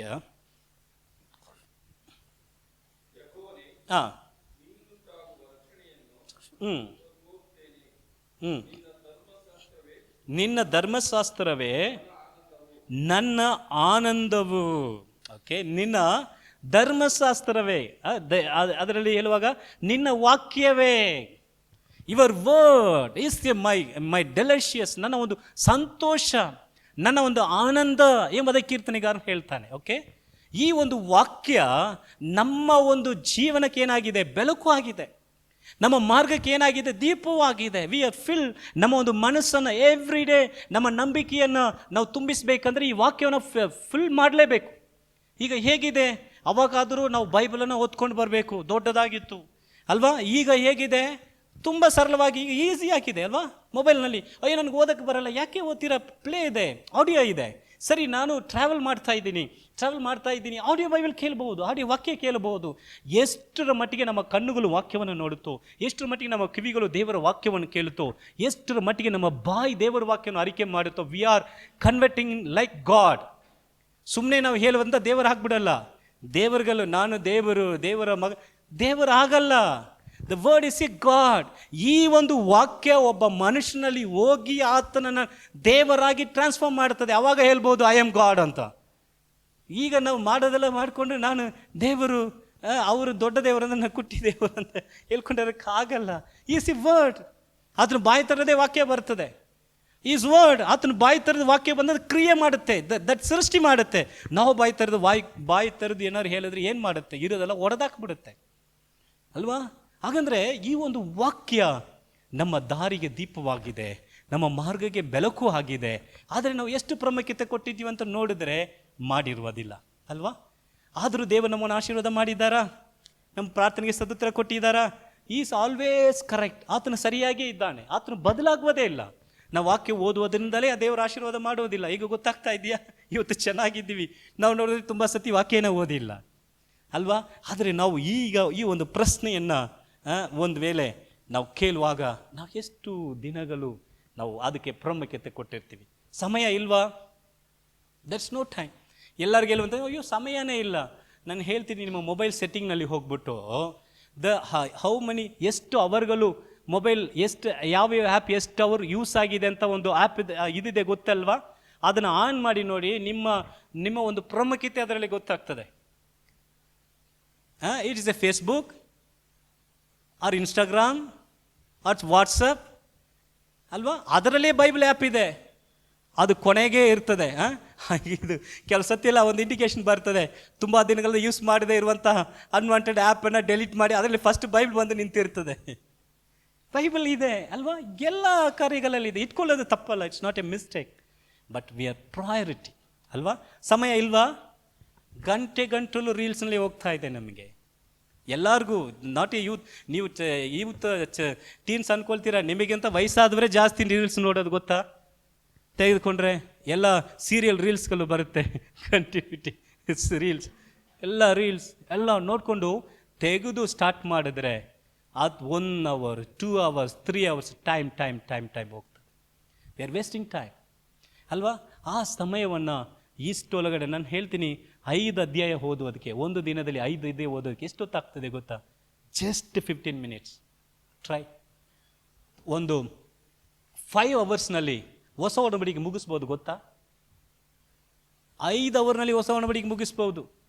ಆ ಸ್ಪೀಡಲ್ಲಿ ನಾವಿದ್ದೇವೆ. ಟೆಕ್ನಾಲಜಿ ಆ ಥರ ಇದೆ. ಆದರೆ ನಾವು 5 ಅಧ್ಯಾಯ ಒಂದಿನಕ್ಕೆ ಓದಾಗ್ತದೆ. ಸರಿ ಬಿಡಿ, 2 ಅಧ್ಯಾಯ ಒಂದಿನಕ್ಕೆ ಓದಿದ್ರೆ ಫರ್ ಡೇ 2 chapters, ಅರ್ಧ ಬೈಬಲ್ ಅದನ್ನು ಓದಿರ್ಬೋದು. 1 chapter ಆದರೂ ಓದಿ ಫಾರ್ ಡೇ. ರೀಡಿ 1 chapter. ಅಟ್ಲೀಸ್ಟ್ ವರ್ಷ ಅಂತ್ಯಕ್ಕೆ ಬರುವಾಗ ಅಟ್ಲೀಸ್ಟ್ 365 ಅಧ್ಯಾಯದರೂ ಓದಿರ್ತೇವೆ ಅಲ್ವಾ? ಬಟ್ ನೋಡಿ, ನಾವು ಒಂದೇ ಸಮಯ ಇಲ್ಲ. ಬಟ್ ನಮಗೆ ಗೊತ್ತು ಇಟ್ಸ್ ಎ ಗಾಡ್ಸ್ ವರ್ಡ್, ದೇವರ ವಾಕ್ಯ ಅಲ್ವಾ? ಒಬ್ಬ ಮನುಷ್ಯನಿಗೆ ನಾವು ಮರ್ಯಾದೆ ಕೊಟ್ಟರೆ ಅವರ ಮಾತಿಗೆ ನಾವು ಮರ್ಯಾದೆ ಕೊಡ್ತೇವೆ. ಈಗ ನನ್ನನ್ನು ನೀವು ಘನಪಡಿಸೋದಾದರೆ ನಾನು ಹೇಳುವುದನ್ನು ಕೇಳ್ತೀರಿ. ನನ್ನನ್ನು ಘನಪಡಿಸಿಲ್ಲ ಅಂದರೆ ನಾನು ಹೇಳೋದಕ್ಕೆ ಅವ್ರು ಹೇಳ್ತಾರೆ ಬಿಡಪ್ಪ ಅಂತ ಬಿಟ್ಬಿಟ್ಟು. ಈಗ ದೇವ್ರದ್ದು ಹಾಗೆ ಆಗ್ಬಿಡ್ತು. ದೇವ್ರ ವಾಕ್ಯ ಹೇಳಿದೆ ಅವರೆಲ್ಲ ಹೇಳಿರ್ತಾರೆ, ಅದೆಲ್ಲ ಓದ್ಕೊಂಡಿರೋಕ್ಕಾಗ್ತದ? ನಮಗೆ 1000 ಸಮಯ ಇದೆ. ಆದರೆ ನಾವು ಜಸ್ಟ್ ದಿಸ್ ಟೈಮ್ ಟು ನಮ್ಮನ್ನು ಪರೀಕ್ಷಿಸುವಂಥ, ಓಕೆ, ನಮ್ಮನ್ನು ನಾವು ಏನು ಮಾಡಿಕೊಳ್ಳೋಣ? ನಮ್ಮನ್ನು ನಾವು ನಿಧಾನಿಸಿ ದೇವರ ಕಡೆಗೆ ತಿರುಗಿಕೊಳ್ಳೋಣ. ಆಮೇಲೆ ಎಷ್ಟು ದೊಡ್ಡ ಮಿಸ್ಟೇಕ್ ಅಲ್ವಾ? ದೇವರು ಆತನ ಒಂದು ಮೌಲ್ಯವಾದ ಬೈಬಲನ್ನು ನಮಗೆ ಕೊಟ್ಟಿದ್ದಾರೆ. The days are coming. ಕಾಲಗಳು ಬರಲಿದೆ, ನಮಗೆ ವಾಕ್ಯ ಸಿಕ್ಕುವುದಿಲ್ಲ. ಈಗಲೇ ಕಾಲಗಳು ಬಂದ್ಬಿಟ್ಟಿದೆ. ಭಯಂಕರವಾದಂಥ ದುರುಪದೇಶಗಳು ಈಗ ತುಂಬಿಕೊಂಡಿದೆ. ಈಗ ನಮಗೆ ಕಂಡುಹಿಡಿಯೋಕ್ಕಾಗಲ್ಲ. ನಾವು ಸರಿಯಾಗಿ ವಾಕ್ಯವನ್ನು ನಾವು ನೆನಪಲ್ಲಿ ಇಟ್ಕೊಂಡಿಲ್ಲ ಅಂದರೆ ನಮ್ಮನ್ನು ಈಸಿಯಾಗಿ ಡೈವರ್ಟ್ ಮಾಡಿ ಬೀಳಿಸ್ತದೆ. ಎಷ್ಟೋ ಜನರು ಬಿದ್ದು ಹೋಗಿದ್ದಾರೆ.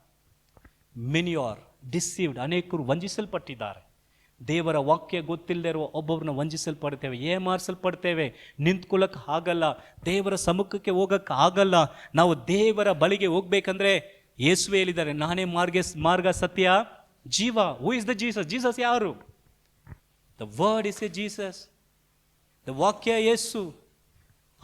ನಾವು ಯೋಹಾನ 1:1 ಓದಿರುವ ಆದಿನಲ್ಲಿ ವಾಕ್ಯವಾಗಿದ್ದಂಥ ಆ ಯೇಸುವೆ 1ನೇ ಅಧ್ಯಾಯ 14ನೇ ವಾಕ್ಯದಲ್ಲಿ ಆತನು ಮನುಷ್ಯನ ಶರೀರ ಅವತಾರ ತಲೆ ಲೋಕದಲ್ಲಿ ಬಂದನು.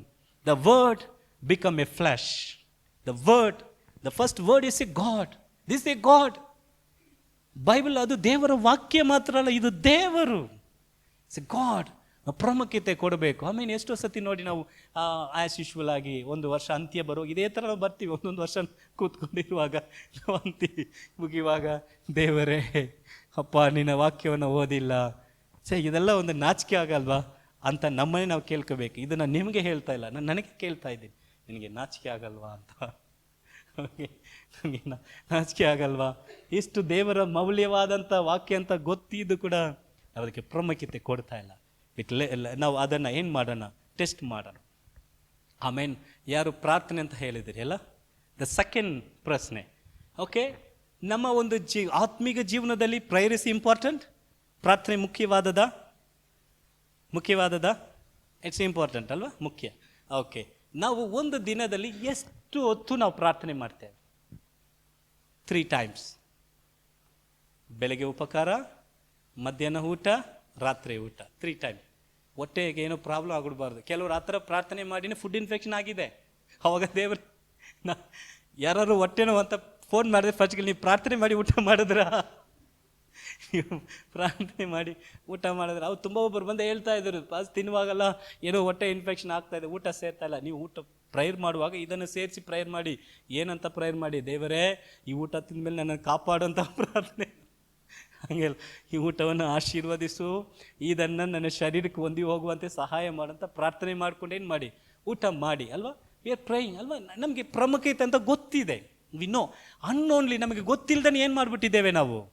ಅದನ್ನು ಬಿಟ್ಬಿಟ್ಟಿದ್ದೇವೆ ನೋಡಿ ಅಲ್ವಾ? ಒಂದು ದಿನ ಮಾಡಿರಲ್ಲ, ಅದು ಓಕೆ. ಒಂದು ದಿನ ನಾವು 365 ದಿನಗಳು ಕೂಡ ನಾವು ಆರ್ಥೋಡಾಕ್ಸ್ ಥರ ಹಾಗೇ ದೇವರು ಪ್ರಾರ್ಥನೆ ಏನೂ ಬೇಕಾಗಿಲ್ಲ.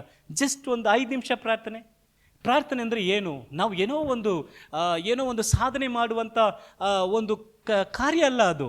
ಅದು ಜಸ್ಟ್ ಏನು ದೇವರಿಗೂ ನಮಗೆ ಅಂತ ಸಂಬಂಧ ಬೆಳೆಯುವುದು. ಯಾಕೆ ಟೈಮ್ ಅಲ್ವಾ? ನಾವು ವಾಟ್ಸಪ್ನಲ್ಲಿ ನಾವು ಎಷ್ಟು ಚಾಟ್ ಮಾಡ್ಕೊಂಡು ಕೂತಿರ್ತೇವೆ. ಅದು ವಾಯ್ಸ್ ಬೇರೆ ಅಲ್ವಾ? ವಾಯ್ಸ್ ಇದು ಮಾಡಿಕೊಂಡು ಎಷ್ಟು ಗಂಟೆ ಕೆಲವರು ವಾಟ್ಸಪ್ಪೆಲ್ಲ ತೆಗೆದು ಸೀಸ್ ಮಾಡಿ ನೋಡಿದ್ರೆ ಗೊತ್ತಾಗ್ತದೆ ಅಲ್ವಾ? ದ ಮೆನಿ ಟೈಮ್ ನೋಡಿದ್ರೆ ಟೈಮ್ ಇಲ್ಲ, ದೇವರ ಸಂಗಡ ಮಾತಾಡೋಕ್ಕೆ ಟೈಮ್ ಇಲ್ಲ ಅಲ್ವಾ? ಆದರೆ ನಾವು ಅಂದ್ಕೊಂಡು ಏನು ಮಾಡ್ತಾ ಇದ್ದೀವಿ ಅಂದರೆ ಸಮಯ ಕಳೀತಾ ಇದ್ದೀವಿ. ಊಟ ಮಾಡೋದಕ್ಕೆ ನಮಗೆ ಸಮಯ ಸಿಗ್ತಾ ಇದೆ, ನಾವು ನಿದ್ರೆ ಮಾಡೋದಕ್ಕೆ ಸಮಯ ಸಿಗ್ತಾ ಇದೆ, ನಮ್ಮ ಕೆಲಸಕ್ಕೆ ಸಮಯ ಸಿಗ್ತಾ ಇದೆ. ದೇವರೊಟ್ಟಿಗೆ ಮಾತಾಡೋಕ್ಕೆ 2 ನಿಮಿಷ ಸಮಯ ಅಲ್ಲ ನಮಗೆ.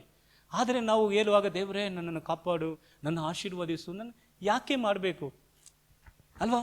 ನಮ್ಮ ಒಂದು ಪ್ರಾರ್ಥನೆ ಲೆಟ್ ಎಕ್ಸಾಮಿನ್ ಅವರ್ ಸೆಲ್ಫ್. ನಮ್ಮನ್ನು ನಾವು ಪರೀಕ್ಷಿಸಿ ನೋಡೋಣ, ಇದು ನಾವು ಮಾಡಿದ್ದೇವಾ? ನಾನು ಹೇಳೋದು ಏನಂದರೆ, ಯೇಸು ಸ್ವಾಮಿ ಅಂದರು 1 ತಾಸಾದರೂ ಪ್ರಾರ್ಥನೆ ಮಾಡಬಾರ್ದಾ ಫಾರ್ ಡೇ ಅಲ್ವಾ? ನಾರ್ಮಲ್ ಆಗಿ ಒಬ್ಬ ಮನುಷ್ಯನು ಊಟಕ್ಕೋಸ್ಕರ ಎಷ್ಟು ಸಮಯ ವೆಚ್ಚ ಮಾಡ್ತಾನೆ?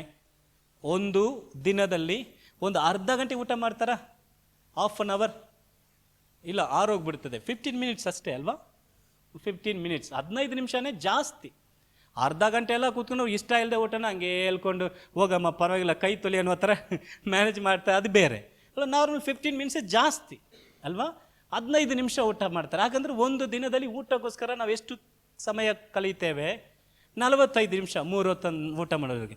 ಕೆಲವರು 1.5 ತಾಸು ಕೂಡ, ಕೆಲವರು 5 ಹೊತ್ತು 6 ಹೊತ್ತೆಲ್ಲ ಊಟ ಮಾಡ್ತಾರೆ. ಅವರೆಲ್ಲ ಬೇರೆ ಕ್ಯಾಟಗರಿ. 2 ಅವರ್ಸ್ ಅಂತ ಇಟ್ಕೊಳ್ಳ, 2 ಅವರ್ಸ್ ಊಟ ಮಾಡ್ತೀವಿ, ಹೋಗ್ಬಿಡ್ತದೆ. ಕೆಲಸಕ್ಕೆ 8 ಅವರ್ಸ್ ಹೋಗ್ಬಿಡ್ತದೆ. 2 8 4 ಎಷ್ಟಾಯಿತು? 10 12 ಮಿಕ್ಕಿದ್ದು ಎಷ್ಟು ತಾಸಿದೆ? 24 ಗಂಟೆ 12 ತಾಸಿದೆ. ಆದರೆ ಅದಕ್ಕೆ ನಮಗೆ ಸಮಯ ಇಲ್ಲ ಅಂತೀವಿ. ಇದರಲ್ಲಿ ಕೂತ್ಕೊಂಡು ಲೆಕ್ಕಾಚಾರ ಮಾಡಿ ನೋಡಿ ಎಷ್ಟು ಸಮಯಗಳು ವ್ಯರ್ಥವಾಗಿ ಕಳೆದಿರ್ತೇವೆ. ಆಮೇಲೆ ಆ ಒಂದು ಕೆಲಸಕ್ಕೆ ನಾವು ಯೋಚನೆ ಮಾಡುವಾಗ ರಕ್ಷಣೆ ಹೊಂದಿದಂಥ ಒಂದು ಸಮಯದಲ್ಲಿ ಎಲ್ಲ ನಾವು ಯಾವಾಗಲೂ ಏನು ಮಾಡಿರ್ತೀವಿ, ಪ್ರಾರ್ಥನೆ ಪ್ರಾರ್ಥನೆ ಪ್ರಾರ್ಥನೆ ಅಂತ ಅಲ್ವಾ. ಇವಾಗ ನೋಡೋದು ದೇವರೇ ಸ್ವಾಮಿ ಒಬ್ಬನ ರಕ್ಷಣೆಯಲ್ಲಿ ನಡೆಸ್ತೀವಿ. ಅವ್ರನ್ನ ಯಾವಾಗಲೂ ನೋಡೋದು ಎಲ್ಲಿ ಬೇಕಾದ್ರೂ ಸೇವೆಗೋಸ್ಕರ ಕರ್ಕೊಂಡು ಹೋಗೋದು. ಅಲ್ಲಿ ಹೋದರೆ ಅವ್ರು ಟೀ ಕೊಟ್ಟರು ಕೂಡ ಟೀ ಮೇಲೆ ಕೈ ಇಟ್ಟು ಪ್ರಾರ್ಥನೆ ಮಾಡ್ತಾಯಿದ್ರು. ದೇವರೇ ಒಂದು ಬಿಸ್ಕೆಟ್ ಕೊಟ್ಟರು ಬಿಸ್ಕೆಟ್ ಮೇಲೆ ಇಟ್ಟು ಕೈ ಇಟ್ಟು ಪ್ರಾರ್ಥನೆ ಅವ್ರು ನೋಡ್ತಾ ಇದ್ದಾರೆ. ನೋಡೋಣ ಇವರು ಎಷ್ಟು ದಿನಗಳು ಈ ಟೀಗೆ ಬಿಸ್ಕೆಟ್ಗೆಲ್ಲ ಪ್ರಾರ್ಥನೆ ಆ ಥರ ಪ್ರಾರ್ಥನೆ ಮಾಡಿದ್ದೀರಾ?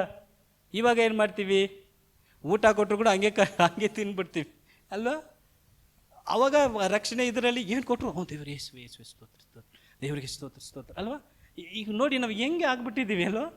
ಚಿಕ್ಕದೆಲ್ಲ ಸ್ತೋತ್ರ ಮಾಡಿಕೊಂಡು ಪ್ರಾರ್ಥನೆ ಮಾಡ್ತಂತ ಇದ್ದ ನಾವುಗಳು ಈಗ ದೊಡ್ಡದಾಗಿ ಏನು ಸಿಕ್ಕಿದ್ರು ನಾವು ಸ್ತೋತ್ರನೇ ಮಾಡ್ತಾ ಇಲ್ಲ ಅಲ್ವಾ, ನಾವು ಪ್ರಾರ್ಥನೆನೇ ಮಾಡ್ತಾ ಇಲ್ಲ. ಏನು ಪ್ರಾಬ್ಲಮ್ ಅಂದರೆ ನಾವು ಹಣ್ಣು ನಾವು ಬಿಟ್ಬಿಟ್ಟಿದ್ದೇವೆ. ನಮಗೆ ಗೊತ್ತು ಈಗ ಸ್ಪಿರಿಚುವಲ್ ಇದೆಲ್ಲ ಹೊಸದ ಅಂತ ನೋಡಿದ್ರೆ ಇಲ್ಲ, ಆತ್ಮಿಕ ಕಾರ್ಯಗಳಲ್ಲಿ ಮುಖ್ಯವಾದದ್ದು. ಆದರೂ ಏನು ಮಾಡಿದ್ದೇವೆ, ನಾವು ಬಿಟ್ಟಿದ್ದೇವೆ. ಇದಕ್ಕೆ ನಾವು ಏನು ಮಾಡಬೇಕು, ದೇವರ ಸಮ್ಮುಖದಲ್ಲಿ ಪ್ರಾರ್ಥನೆ ಮಾಡಿ ಕೇಳಬೇಕು. ದೇವರೇ ಸಾರಿ ಲಾರ್ಡ್. ಅದರಿಂದ ವರ್ಷ ಪ್ರಾರಂಭದಲ್ಲಿ ನಾವು ಹೇಳ್ಬಿಡ್ತೇವೆ ಏನಂತ, ದೇವರೇ ನಾನು ಈ ವರ್ಷದಲ್ಲಿ ಹೇಗಾದ್ರೂ ನಾನು ಸತ್ಯವಾದನ್ನು 5 ಸರಿ ಮುಗಿಸ್ತೀನಿ. ನಾನು ಕೆಲವರೆಲ್ಲ ಗೆಲ್ಲುವಾಗ 5 ಸತಿ ಮುಗಿಸೋಕ್ಕಾಗಲ್ಲ, ಫಸ್ಟ್ 1 ಸತಿ ಮುಗಿಸಿ. ಕೆಲವರು ಆ ಒಂದು ಉತ್ಸಾಹದಲ್ಲಿ ಹೇಳುವಾಗ ನಾನು ಈ ವರ್ಷದಲ್ಲಿ 3 ಸತಿ ಇಲ್ಲಲ್ಲ ಮುಗಿಸೋಕ್ಕಾಗಲ್ಲ, ವೆಯ್ಟ್ 1 ತಿಂಗಳಲ್ಲಿ ಕೂಡ ಬೈಬಲ್ ಮುಗಿಸ್ಬೋದು. ಸೊ ಇದೆ, ಆದರೆ ನಮ್ಮಿಂದ ಮುಗಿಸೋಕ್ಕಾಗಲ್ಲ. The Bible for day 8 hours ಓದಿದ್ರೆ 9 ಡೇಸ್ನಲ್ಲಿ ಬೈಬಲ್ ಮುಗಿಸ್ಬೋದು ಗೊತ್ತಾ. 9 ದಿನದಲ್ಲಿ ಮುಗಿಸ್ಬೋದು, 5 ದಿನದಲ್ಲಿ ಮುಗಿಸ್ಬೋದು, ಇದೆ 1 ದಿನದಲ್ಲಿ ಕೂಡ ಮುಗಿಸ್ಬೋದು. ಬಟ್ ನಾವು ತಲೆ ಸುತ್ತಿ ಬಿದ್ದೋಗ್ತೀವಿ, ಮುಗಿಸೋಕ್ಕಾಗಲ್ಲ. ಸರಿ ಓಕೆ, ರಿಲ್ಯಾಕ್ಸ್ ಆಗಿ ಹಂಗೆ ನೋಡಿದ್ರೆ ಮುಗಿಸ್ಬೋದು. ಆದರೆ ನಾವು ಉತ್ಸಾಹದಲ್ಲಿ ತೆಗೆದುಕೊಳ್ಳೋದಲ್ಲ, ನಾವು ಅದನ್ನು ಗ್ರ್ಯಾಜುವಲ್ ಆಗಿ ಓಕೆ, ನಾವು ಏನು 2-3 ಬೈಬಲೆಲ್ಲ ಇಟ್ಕೊಂಡು ಅದನ್ನು ಏನು ಮಾಡಿ ಅದನ್ನು ಫುಲ್ ರಿಸರ್ಚ್ ಮಾಡಿ ಅಂತ ಇಲ್ಲ, ರಿಸರ್ಚ್ ಮಾಡಬೇಕಾಗಿಲ್ಲ. ದ ವರ್ಡ್, ಒಬ್ಬ ಮನುಷ್ಯನಲ್ಲಿ ದೇವರ ವಾಕ್ಯ ಎಷ್ಟು ಹೋಗ್ತದೋ ಆತನು ಮಾರ್ಪಡ್ತಾನೆ, ಅವನ ಜೀವನ ರೂಪಾಂತರ ಆಗ್ತದೆ. ಇವತ್ತು ನನ್ನ ಜೀವನ ರೂಪಾಂತರ ಆಗಿರುವುದಕ್ಕೆ ಮೇನ್ ಸೋರ್ಸ್ ಯಾವ ಮನುಷ್ಯರಲ್ಲ, ದೇವರ ವಾಕ್ಯ. ಇವತ್ತು ನನ್ನ ಒಂದು ಧೈರ್ಯದ ಮಾತಿಗೆ, ಇವತ್ತು ಎಲ್ಲರ ಮುಂದೆ ಮಾತಾಡೋದಕ್ಕೆ ಮೇನ್ ಸೋರ್ಸ್ ದೇವರ ವಾಕ್ಯ ಮಾತ್ರ, ಬೇರೆ ಯಾವುದೂ ಇಲ್ಲ. ನನಗೆ ಏನು ಗೊತ್ತಿಲ್ಲ, ನನಗೆ ಯಾವ ತಲಂತೂ ಇಲ್ಲ, ನನಗೆ ಗೊತ್ತಿರೋದು ಬರೀ ದೇವರ ವಾಕ್ಯ. ಇದನ್ನು ಡಿಗ್ ಮಾಡ್ತಾ ಇರ್ತೀನಿ, ನಾನು ತೋಡ್ತಾ ಇರ್ತೀನಿ ವಾಕ್ಯ. ಈ ವಾಕ್ಯ ಏನು ಹೇಳ್ತದೆ, ಈ ವಾಕ್ಯದ ಅರ್ಥ ಏನು, ಇದಕ್ಕೆ ಏನು ಹೇಳ್ತದೆ, ಈ ವಾಕ್ಯದ ಗುರ್ತ ಏನು, ಇದು ಬೇರೆ ಏನಾರು ಇದೆಯಾ, ಈ ಥರ ನಾನು ತೋಡ್ತಾ ಇರ್ತೀನಿ, ಪ್ರಾರ್ಥನೆ ಮಾಡ್ಕೊಂಡು ತೋಡ್ತಾ ಇರ್ತೀನಿ. ಅದು ನನ್ನನ್ನು ಬಲಪಡಿಸಿ ನಿಲ್ಲಿಸ್ತಾ ಇದೆ. ವಿ ಆರ್ ಇಂಪಾರ್ಟೆಂಟ್ ದೇವರ ವಾಕ್ಯಕ್ಕೆ ಯಾಕೆಂದರೆ ಗಾಡ್ಸ್ ವರ್ಡ್, ಈ ವಾಕ್ಯಕ್ಕೆ ನಾವು ಪ್ರಾಮುಖ್ಯತೆ ಕೊಡಬೇಕು. ನಾವು ಪ್ರಾರ್ಥನೆಗೆ ಪ್ರಾಮುಖ್ಯತೆ ಕೊಡಬೇಕು. ನಾವು ನೋಡಿದ್ದೀವಿ. 3ನೇದಾಗಿ ಏನಂದರೆ, ಈ ಜನರನ್ನು ದೇವರು ಆರಾಧಿಸುವಸ್ಕರ ಏರ್ಪಡಿಸಿದ್ದಾರೆ. ನಾವು ಯಾವುದಕ್ಕೋಸ್ಕರ ಕರೆಯಲ್ಪಟ್ಟಿದೆ, ದೇವರನ್ನು ಆರಾಧನೆ ಮಾಡುವುದಕ್ಕೆ ಅಲ್ವಾ. ದ ವರ್ಷಿಪ್, ಇದು ಪ್ರಾರ್ಥನೆಯೊಟ್ಟಿಗೆ ಬಂದ್ಬಿಡ್ತದೆ, ಅದನ್ನ ಅದು ಬೇರೆ ಬೇರೆ ಮಾಡೋಕ್ಕೆ ಆಗೋದಿಲ್ಲ. ದ ಈಸಿ 1 ತಾಸು, ನಾನು ಯಾವಾಗಲೂ ಹೇಳಿದ್ದು 1 ತಾಸು ನೀವು ಪ್ರಾರ್ಥನೆ ಮಾಡಬೇಕಾಗಿ ಮಾಡೋದು ಬೇಡ. ಆದರೆ ವಾಕ್ಯ ಹೇಳ್ತದೆ 1 ತಾಸು ಪ್ರಾರ್ಥನೆ ಮಾಡಬೇಕು. ವಾಕ್ಯಕ್ಕೆ ವಿರೋಧ ಹೇಳ್ತಾ ಇಲ್ಲ. ನೀವು ಸ್ಟಾರ್ಟ್ ಮಾಡಿ, 10 ನಿಮಿಷ ಸ್ಟಾರ್ಟ್ ಮಾಡಿ, ಒಂದು 10 minutes. ಆ ಒಂದು ರಿಲೇಷನ್ಶಿಪ್ಪನ್ನು ನಾವು ಬೆಳೆಸ್ಕೊಂಡ್ರೆ, ಆ ರಿಲೇಷನ್ಶಿಪ್ಪನ್ನು ನಾವು ಆ ಒಂದು ಐಕ್ಯತೆನ ಬೆಳೆಸ್ಕೊಂಡ್ರೆ ಅದನ್ನು ಬಿಡಲ್ಲ. ರುಚಿ ನೋಡಿ, first taste and see that the lord is good. ದೇವರು ಒಳ್ಳೆಯವನು, ಅದು ರುಚಿಕರವಾದವನು ಎಂಬುದಾಗಿ ಏನು ಮಾಡಿರಿ, ರುಚಿ ಮಾಡಿ ನೋಡ್ರಿ ಎಂಬುದಾಗಿ ಹೇಳ್ತಾ ಇದ್ರು. ರುಚಿ ಮಾಡಿ. ಓಕೆ, ಸಮಯ ಆಗ್ತಾ ಇದೆ. ಇನ್ನೊಂದು 4ನೇದಾಗಿ ನಾವು ನೋಡುವಾಗ ಇಬ್ರಿಯ 10ನೇ ಅಧ್ಯಾಯ 25ನೇ ವಾಕ್ಯ. ಇಬ್ರಿಯ 10:25. ಇಬ್ರಿಯ 10:25.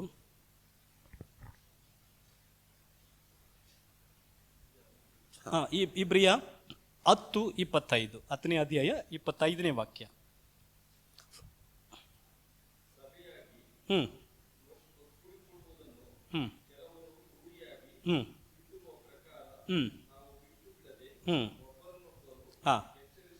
ಆಮೇಲೆ ಒಬ್ಬರನ್ನೊಬ್ಬರು ಏನು ಮಾಡೋಣ, ಇಬ್ರಿಯ 10:25. ಓಕೆ, ಏನು ಮಾಡಬೇಕು, ಸಭೆಯಾಗಿ ಕೂಡಿ ಬರುವುದನ್ನು, ಸಭೆಯಾಗಿ ಕೂಡಿಕೊಳ್ಳುವುದನ್ನು ಕೆಲವರು ರೂಢಿಯಾಗಿ ಬಿಟ್ಟಿರುವ ಥರ ಪ್ರಕಾರ ನಾವು ಏನು ಮಾಡಬಾರ್ದು, ಬಿಟ್ಟು ಬಿಡದೆ ಒಬ್ಬರನ್ನು ಎಚ್ಚರಿಸೋಣ ಅಲ್ವಾ. ಎಚ್ಚರಿಸೋಣ, ಅವ್ರನ್ನ ಕೇರ್ಫುಲ್, ಎಚ್ಚರವಾಗಿರು, ಆ ಥರ ಬಿಡಬೇಡ ಅಂತ ಅವ್ರಿಗೆ ಹೇಳಿ, ಕರ್ತನ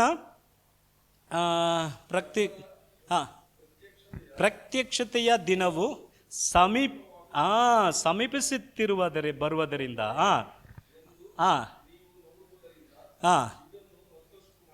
ಮಾಡಿರಿ. ಆಮೇಲೆ ನೋಡಿ, ಈಗ ಇದನ್ನು ಇಬ್ರಿಯದವರಿಗೆ ಬರೆಯುವಾಗ ಹೇಳ್ತಾ ಇದ್ದಾರೆ, ಕರ್ತನ ಬರುವಣ ಅತಿ ಬೇಗನೆ ಇದೆ ಅಲ್ವಾ. ಇದು ನಮಗೆಲ್ಲರಿಗೂ ಗೊತ್ತು ಅಲ್ವಾ, ಯಾಕಂದರೆ ಅದರ ಒಂದು ಕಾರ್ಯಗಳು ಸುತ್ತಲೂ ನಡೆಯುತ್ತಾ ಇದೆ. ಹಾಗೆ ಹೇಳ್ತಾರೆ, ಸಭೆ ಕೂಡಿಕೊಳ್ಳುವುದನ್ನು, ದ ಚರ್ಚ್ ಗ್ಯಾದರಿಂಗ್. ಏನಕ್ಕೆ ಚರ್ಚ್ ಗ್ಯಾದರಿಂಗ್? ಈಗ ಯಾಕೆ ವಾರಕ್ಕೆ ಒಂದು ಸಾರಿ ಸೇರಿ ಬರಬೇಕು ಅನ್ನುವುದನ್ನು ಯಾರು ತೀರ್ಮಾನಿಸಿದ್ದಾರೆ? ಯಾರು ತೀರ್ಮಾನಿಸಿದ್ದಾರೆ? ಮನುಷ್ಯರಲ್ಲ, ಇಟ್ಸ್ ಗಾಡ್ ಅಲ್ವಾ. ಅದು ದೇವರ ದಿನ. ಯಾವಾಗ ದೇವರು ತೀರ್ಮಾನಿಸಿದ್ದರು? ಸಂಡೇ ಸರ್ವಿಸ್ ಯಾವಾಗ ಸ್ಟಾರ್ಟ್ ಆಯಿತು ಗೊತ್ತಾ? ಆದಿಗಂಟ 1ನೇ ಅಧ್ಯಾಯದಲ್ಲಿ ಸ್ಟಾರ್ಟ್ ಆಯಿತು. ಆದಿಗಂಟ 1ನೇ ಅಧ್ಯಾಯದಲ್ಲಿ ದೇವರು ಸಂಡೇ ಸರ್ವಿಸನ್ನು ಪ್ರಾರಂಭ ಮಾಡಿದ್ರು. ಹೇಗೆ? ಆತನು 7th ಡೇ ಆತನು ಏನು ಮಾಡಿದ್ರು? ವಿಶ್ರಾಂತಿಯಾಗಿದ್ದು ಏನು ಮಾಡಿದ್ರು? ಆದಮ್ ಹವ್ವಲ ಅವರ ಜೊತೆಗೆ ಏನು ಮಾಡಬೇಕು? ಸಮಯ ಕಲಿಬೇಕು. When church started in the Genesis ಅಲ್ವಾ. ನಂತರ ಅದನ್ನು ದೇವರು ಆ ಒಂದು ಆರಿಸಿಕೊಂಡಂಥ ಯಹೂದಿಯರಿಗೆ ಬರುವಾಗ ಅದನ್ನು ನೇಮವಾಗಿ ತಂದರು. ಆ ಒಂದು ನೇಮದಲ್ಲಿ ಕಟ್ ಆ್ಯಂಡ್ ರೈಟ್, ದಟ್ಸ್ ಏನಾಗಿತ್ತಂದರೆ ಸ್ಟ್ರಿಕ್ಟ್ ಆಗಿತ್ತು. ಒಬ್ಬನು ಆ ಒಂದು ಸಮಯದಲ್ಲಿ ಬೇರೆ ಕೆಲಸ ಮಾಡ್ತಾ ಇದ್ದರೆ ಅವನ ಏನು ಮಾಡ್ತಾರೆ ಗೊತ್ತಾ? ವಿಶ್ರಾಂತಿ ದಿನದಲ್ಲಿ ಯಹೂದಿಯರಲ್ಲಿ ಒಬ್ಬನು ಏನಾದ್ರು ಕೆಲಸ ಮಾಡ್ತಾ ಇದ್ರೆ ಏನು ಮಾಡ್ತಾರೆ ಗೊತ್ತಾ? ಗೊತ್ತಿಲ್ವಾ ನಿಮಗೆ? ಹೇಳ್ತೀನಿ ಕೇಳಿ. ಅವನ ರೋಡ್ ಮಧ್ಯದಲ್ಲಿ ನಿಲ್ಲಿಸಿ ಎಲ್ಲರೂ ಕಲ್ಲು ಹೊಡೆದು ಸಾಯಿಸ್ತಾರೆ. ಕಲ್ಲು ಹೊಡೆದು ಸಾಯಿಸಿ ಆ ಕಲ್ಲನ್ನು ಗೊಬ್ಬರವಾಗಿ ತುಂಬ ಕಲ್ಲುಗಳು ಹಾಕಿ ಇಟ್ಟಿರ್ತಾರೆ. ಹೋಗಿ ಸಮಾಧಿ ಎಲ್ಲ ಮಾಡಲ್ಲ ಅವ್ರಿಗೆ. ಆ ಒಂದು ಕಲ್ಲಿನ ಗೊಬ್ಬರ ಎಷ್ಟು ನೋಡ್ತೀವೋ, ಅವರೆಲ್ಲ ದೇವರ ದಿನವನ್ನು ತಪ್ಪಿಸಿ ಧರ್ಮಶಾಸ್ತ್ರವನ್ನು ಮೀರಿದ್ದಾರೆ ಅಂತ ಕುರೂರವಾಗಿತ್ತು. ಯಾವಾಗ? ಅವಾಗ ಏನು ಕೆಲಸ ಮಾಡಬಾರ್ದಂತೆ. ಯಾವ ದಿನ? ದೇವರ ದಿನ. ಅದೇ ವಿಶ್ರಾಂತಿ ದಿನ ಅಂತೀವಿ. ಅದನ್ನೇ ಇವತ್ತು ನಾವು ಭಾನುವಾರ ದೇವರ ದಿನ ಅಂತೀವಿ ಅಲ್ವಾ. ಒಂದು ಕೆಲಸ ಮಾಡಬಾರ್ದಂತೆ. ಅದನ್ನು ದೇವರು ನಿತ್ಯ ಆಜ್ಞೆಗೆ ಯಹೂದಿಯರಿಗೆ ತಂದರು. ಅದು ಬಿಡೋಣ, ಅವರು ಯಹೂದಿಯರೇ ಬೇರೆ, ನಾವು ಯಹೂದಿಯರಲ್ಲ. ಆದರೆ ನಾವು ಯಹೂದಿಯರು ಅಂದ್ಕೊಂಡು ಆ ಬ್ಲೆಸ್ಸಿಂಗ್ ಎಲ್ಲ ಕೇಳ್ತೀವಿ ಅಲ್ವಾ. ಈಗ ನಾನು ಆತ್ಮಿಕ ಯಹೂದಿಯನು, ನಾನು ಅಬ್ರಹಾಮನ ಸಂತತಿ, ಅಬ್ರಹಾಮನ ಅಲ್ಲ ಹಂಗೆಲ್ಲ ಹೇಳ್ತೀವಿ ಅಲ್ವಾ. ಈಗ ಅವರೆಲ್ಲ ಹಿಂಬಾಲಿಸಿ ಬಂದಿದ್ದಾರೆ ಅಲ್ವಾ. ಈಗ ದೇವರ ಹತ್ರ ಹೋಗ್ಬಿಟ್ಟು, ದೇವರೇ ನನ್ನನ್ನು ಅಬ್ರಹಾಮನ ಆಶೀರ್ವಾದ, ಯಾಕೋಬನ ಇಸಾಕ, ನಾನು ಅರ್ಗೆ ದೇವರ ಹತ್ರ ಹಸ್ಕು ಬಸ್ಗೆ ನೀವು ಅವ್ರು ಮಾರಿ ಫಾಲೋ ಮಾಡಿದ್ದೀಯಾ ಕೇಳ್ತಾರೆ ಅಲ್ವಾ. ಈಗ ಅವರು ತನ್ನ ಒಂದು ಪ್ರಾಣವನ್ನೇ ಅಡ ಇಟ್ಟು ತನ್ನ ಜೀವನವನ್ನು ಕಾಪಾಡಿ ಕಷ್ಟಪಟ್ಟು ಅದನ್ನು ಹೊಂದ್ಕೊಂಡು ಬಂದಿದ್ದಾರೆ. ನೀನು ಸುಮ್ಮನೆ ಬಂದ್ಬಿಟ್ಟು ನನಗೂ ಕೂಡ ಅಂದರೆ ಹೆಂಗೆ ಸಿಗ್ತದೆ ಅಲ್ವಾ. ದೇವರ ದಿನದ ಇಂಪಾರ್ಟೆನ್ಸ್. ಕೆಲವು ಸತಿ ನಮಗೆ ಅನಾರೋಗ್ಯ ಬರ್ತದೆ ಅಲ್ವಾ. ಕೆಲವು ಸತಿ ಅನಾರೋಗ್ಯ ಬರ್ತದೆ, ಬಲಹೀನತೆಗಳು ಬರ್ತದೆ. ನಾವು ತಪ್ಪಿಸಿಕೊಳ್ಳದೆ ಆಗ ಸನ್ನಿವೇಶಕ್ಕೆ ಇದು ಎಕ್ಸೆನ್ಸಬಲ್, ಅದನ್ನು ನಾವು ಆಗಲೇಬೇಕು, ಮಾಡೋಕ್ಕಾಗಲ್ಲ. ಬಟ್ ಆದರೆ ನಾವು ಪ್ರಾಮುಖ್ಯತೆ, ನಾವು ಪ್ರಾಮುಖ್ಯತೆ. ಈ ಜಸ್ಟ್ ಒಂದು ವರ್ಷದಲ್ಲಿ 52 ಡೇಸ್. ಒಂದು ವರ್ಷದಲ್ಲಿ ಎಷ್ಟು ದಿನಗಳು? 52 ದಿನಗಳೇ ಸಂಡೇ ಅಂತ ಬರೋದು. 52 ಡೇಸ್. ಆ 52 ಡೇಸ್ ಕೂಡ ಒಂದು ವಾರ ಎಷ್ಟು ದಿನ ಗ್ಯಾಪ್ ಇದೆ? 6 ಡೇಸ್ ಆದಮೇಲೆ 7th ಡೇ ಬರ್ತದೆ ಅಲ್ವಾ. 6 ಡೇ ಆದಮೇಲೆ 7th ಡೇ. ಆದರೆ ಅದು ದೇವರ ದಿನವನ್ನು ಏನಂದರೆ ನಮಗೆ ಕೆಲಸಗಳು ಇರ್ತದೆ. ಇಟ್ಸ್ ಟ್ರೂ, ನಾವು ಮಾಡಬೇಕು, ನಿಜ ನಾವು ಮಾಡಬೇಕು, ತಪ್ಪಲ್ಲ. ಈಗ ನಾವು ಕೆಲಸವೆಲ್ಲ ಬಿಟ್ಬಿಟ್ಟು ಇದು ಮಾಡಬೇಕಂತ ಹೇಳ್ತಾ ಇಲ್ಲ. ನಾವು ನಮ್ಮ ಕೆಲಸನ ಮಾಡ್ಬೋದು. ಬಟ್ ಅದು ದೇವರ ಸಮಯವನ್ನು ನಾವು ಕೊಟ್ಟು ಆಮೇಲೆ ನಮ್ಮ ಕೆಲಸವನ್ನು ಮಾಡ್ಬೋದು ಅಲ್ವಾ. ನಾವು ಮುಸ್ಲಿಂ ಅವರನ್ನು ನೋಡಿದ್ರೆ ನೋಡಿ, ಅವರು ನಾವು ತೋರಿಸಬೇಕಾದಂಥ ವೈರಾಗ್ಯವನ್ನು ಅವರು ತೋರಿಸ್ತಾರೆ ಅಲ್ವಾ. ಈ ಎವ್ರಿ ಫ್ರೈಡೇ ನೀವು ಹೋಗಿ ಚೆಕ್ ಮಾಡಿ, ಎಂಥ ಮುಸ್ಲಿಂ ಅಂಗಡಿ ಹತ್ರ ಹೋಗಿ ಕೂಡ ಆ ಒಂದು ನಮಾಜ್ ಮಾಡುವ ಸಮಯದಲ್ಲಿ ನಾನು ಹೆಚ್ಚಾಗಿ ಈಗ 1,000 ನಾನು 5,000 ಕೊಡ್ತೀನಿ ನನ್ನ ಕೆಲಸ ಮಾಡಿಕೊಂಡು 5 ನಿಮಿಷ ಸರ್ ವೆಯ್ಟ್ ಮಾಡಿ ಸರ್, ಇಲ್ಲೇ ಕೂತ್ಕೊಳ್ಳಿ ಸರ್, ಟೀ ಕುಡೀರಿ ಸರ್ ಅಂದ್ಬಿಟ್ಟು ಅವ್ರು ಹೋಗ್ಬಿಡ್ತಾರೆ. ನೋಡಿದ್ದೀರಾ? ಕೆಲವರೆಲ್ಲ ಮುಚ್ಚಿಬಿಟ್ಟೇ ಹೋಗ್ತಾರೆ ಅಲ್ವಾ. ಅದೇ ಆ ಒಂದು ದೇವರಿಗೆ ಕೊಡುವಂಥ ಪ್ರಾಮುಖ್ಯತೆ. ನಾವೇನು ಮಾಡ್ತೀವಿ? ಆಮೇಲೆ ಹೋಗೋಣ, ಅವರು ಹಾಡಾಡ್ತಾ ಇರ್ತಾರೆ. ಇವತ್ತು ಆ ಬ್ರದರ್ ಆರಾಧನೆನ, ಅಯ್ಯಯ್ಯೋ ಅವ್ರ ಹಾಡುಗಳೇ ಸರಿಯಾಗಿ ಹಾಡಲ್ಲ, ಸುಮ್ಮನೆ ನಿದ್ರೆ ಬರ್ತದೆ, ನಿಧಾನ ಹೋಗೋಣ. ನಾವು ಹೇಳೋದು ಇಂಟೆನ್ಷನ್ ಅಲ್ವಾ. ನಾವು ತೆಗೆದುಕೊಳ್ಳುವ ಏನು ನಮ್ಮ ಮನೋಭಾವನೆ ಅಲ್ವಾ, ನಮ್ಮ ಒಂದು ಬಯಕೆ, ಅದನ್ನು ಎಷ್ಟು ಪ್ರಾಮುಖ್ಯತೆ ಕೊಟ್ಟಿದ್ವಿ. ನಾನು ಪ್ರಾರಂಭದಿಂದ ಹೇಳ್ತಾ ಇದ್ದೀನಿ, ಯಾರನ್ನು ಚುಚ್ಚಿ ಮಾತಾಡಬೇಕಾಗಿ ಹೇಳ್ತಾರೆ. ಜಸ್ಟ್ ಪ್ರಶ್ನೆ ಈಗ ವಾಕ್ಯದಲ್ಲಿ ಇರೋದನ್ನು ಹೇಳ್ತಾ ಇದ್ದೀನಿ. ನನಗೂ ಅಷ್ಟೇ, ನಾನು ಆ ಥರ ಕೆಲಸದಲ್ಲಿ ನನಗೆ ಅನಿಸ್ತದೆ, ಇವತ್ತು ಯಾಕಪ್ಪ ಚರ್ಚ್ಗೆ ಹೋಗ್ಬೇಕು ಅನಿಸ್ತದೆ ನನಗೆ. ಇವು ಅಂದರೆ ಇವ್ರಿಗೆಲ್ಲ ಹೋಗಿ ಪ್ರಸಂಗ ಮಾಡಬೇಕು, ಇವ್ರಿಗೇನು ವಾಕ್ಯ ಕೊಡಬೇಕು ಅಂದ್ಕೊಂಡು ನನಗೆ ಇದೆಲ್ಲ ಹೋಗಪ್ಪ ನಿಧಾನ ವಿಶ್ರಾಂತಿನೇ ಮಾಡೋಕ್ಕಾಗ್ತಾ ಇಲ್ಲ. ಕೆಲವ್ರಿಗೆಲ್ಲ ನಿದ್ರೆ ಬರಲ್ಲ, ನಮಗೆ ನಿದ್ರೆ ಬರ್ತದೆ, ಮಾಡೋಕ್ಕಾಗ್ತಾ ಇಲ್ಲ. ಕೆಲವರು ಫೋನ್ ಮಾಡಿ ಪ್ರಾರ್ಥನೆ ಮಾಡಿ ಅಂತಾರೆ, ಪಾಸ್ಟರ್ ನಿದ್ರೆನೇ ಬರ್ತಾ ಇಲ್ಲ. ಆದರೆ ನಮಗೆ ಚೆನ್ನಾಗಿ ನಿದ್ರೆ ಬರ್ತದೆ, ನಿದ್ರೆ ಮಾಡೋಕ್ಕೆ ಆಗ್ತಾ ಇಲ್ಲ, ಟೈಮೇ ಇಲ್ಲ. ರಾತ್ರಿ 12 ಗಂಟೆ ತನಕ ಏನೋ ಒಂದು ಆಗ್ತಾ ಇರ್ತದೆ, ತಿರ್ಗಾ ಬೆಳಗ್ಗೆ 6 ಗಂಟೆ 5 ಗಂಟೆಗಳ ಎದ್ದು ದ ಡೈಲಿ ರೊಟೀನ್ ಹಿಂಗೆ ಹೋಗ್ತಾ ಇರ್ತದೆ. ಅಂಥವ್ರಿಗೆಲ್ಲ ನಮಗೆ ರೆಸ್ಟ್ ಎಲ್ಲ ಭಾನುವಾರ ಎಷ್ಟು ವಿಶ್ರಾಂತಿ ದಿನ ನಮಗೆ ಎಷ್ಟು ಚೆನ್ನಾಗಿ ರೆಸ್ಟ್ ಮಾಡ್ಬೋದು, ಮಾಡೋಕ್ಕಾಗಲ್ಲ. ಯಾಕಂದರೆ ಇಟ್ಸ್ ಗಾಡ್ಸ್ ಡೇ, ದೇವರ ದಿನ. ಆಮೇಲೆ ಈಗ ನಾವು ನಾವು ಮಾಡಿರಲ್ಲ, ಒಂದು ವೇಳೆ ನಾವು ಅದನ್ನು ಯೋಚನೆ ಮಾಡಿ ನೋಡುವಾಗ ಆ ಒಂದು ಇಂಪಾರ್ಟೆಂಟ್ ನಾವು ಮಾಡಿರಲ್ಲ, ನಾವು ಯಾರು ಮಿಸ್ ಮಾಡಿರಲ್ಲ, ಆ ಒಂದು ಮನಸ್ಸು ದೇವರ ದಿನ ಅನ್ನುವಾಗ ಒಂದು ಸಂತೋಷ ಅಲ್ವಾ. ದಾವೀದನು ಹೇಳ್ತಾನೆ, ದೇವರ ಆಲಯಕ್ಕೆ ಹೋಗೋಣ ಬನ್ನಿ ಎಂಬುದಾಗಿ ಹೇಳಿದಾಗ ಅವತ್ತೇನು ಏನು ಮಾಡಿದನಂತೆ, ಸಂತೋಷ ಖುಷಿ ಆಯ್ತಂತೆ, ಬನ್ನಿ ದೇವರ ಆಲಯಕ್ಕೆ ಹೋಗೋಣ. ಆಮೇಲೆ ದೇವರ ಆಲಯಕ್ಕೆ ಬರುವಾಗ ಅದನ್ನು ಪ್ರಾಮುಖ್ಯತೆ, ಅದನ್ನು ಇಂಪಾರ್ಟೆಂಟ್ ಕೊಟ್ಟು, ಈಗ ಈ ಒಂದು ಕಾರ್ಯದಲ್ಲಿ ನಾವು ಈ ವರ್ಷದಲ್ಲಿ ಎಷ್ಟು ದಿನಗಳು ಮಿಸ್ ಮಾಡಿರ್ತೇವೆ, ತಿರ್ಗಾ ನಾವು ಮಾಡೋಕ್ಕಾಗಲ್ಲ ಗೊತ್ತಾ. 2024 ನಾವು ತಿರ್ಗಾ ಬ್ಯಾಕ್ ಹೋಗಿ ತಿರ್ಗಾ ಏನು ಮಾಡೋಕ್ಕಾಗಲ್ಲ. ಏನದು, ಏನು ಟೈಮರ್ ಅದು,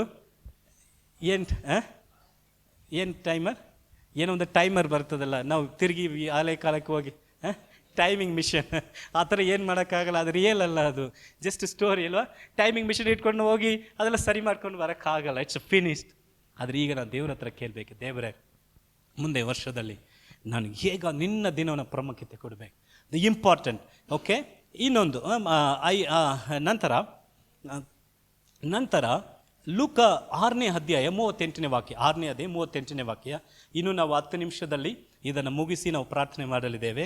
10 ಮಿನಿಟ್ಸ್ನಲ್ಲಿ ಎಷ್ಟು ಆಗ್ತದೆ ಅಷ್ಟನ್ನು ನೋಡಿ ನಾವು ಪ್ರಾರ್ಥನೆ ಮಾಡೋಣ. ಓಕೆ, ಲೂಕ 6:38 6:38 ಲೂಕ 6:38. ಹಾಂ, ಹಾಂ, ಹಾಂ,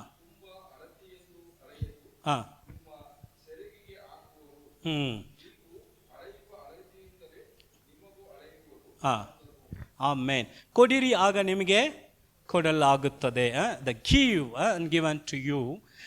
ನಂತರ ನೀವು ಕೊಡುವಂಥ ಅಳತೆಯಲ್ಲಿ ನಿಮಗೆ ಕೊಡಲಾಗ್ತದೆ. ಕೆಲವು ಸತಿ ನಮಗೆಲ್ಲ ದೇವರಿಗೋಸ್ಕರ ಕೊಡಬೇಕಂದ್ರೇ ನಮಗೇನು, ನಾವು ಏನಂತೀವಿ ಅಂದರೆ ಮನುಷ್ಯರು ಅಂದ್ಕೊಳ್ತೀವಿ ಅಲ್ವಾ.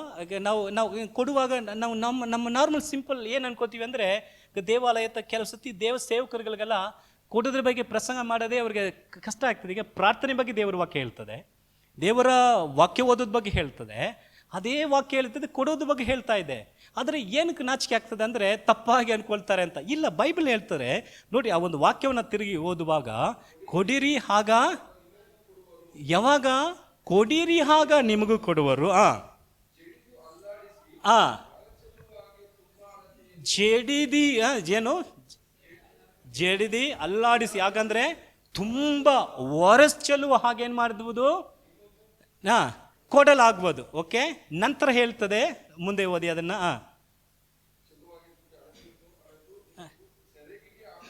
ಸೆರಗಿಗೆ ಹಾಕುವರು.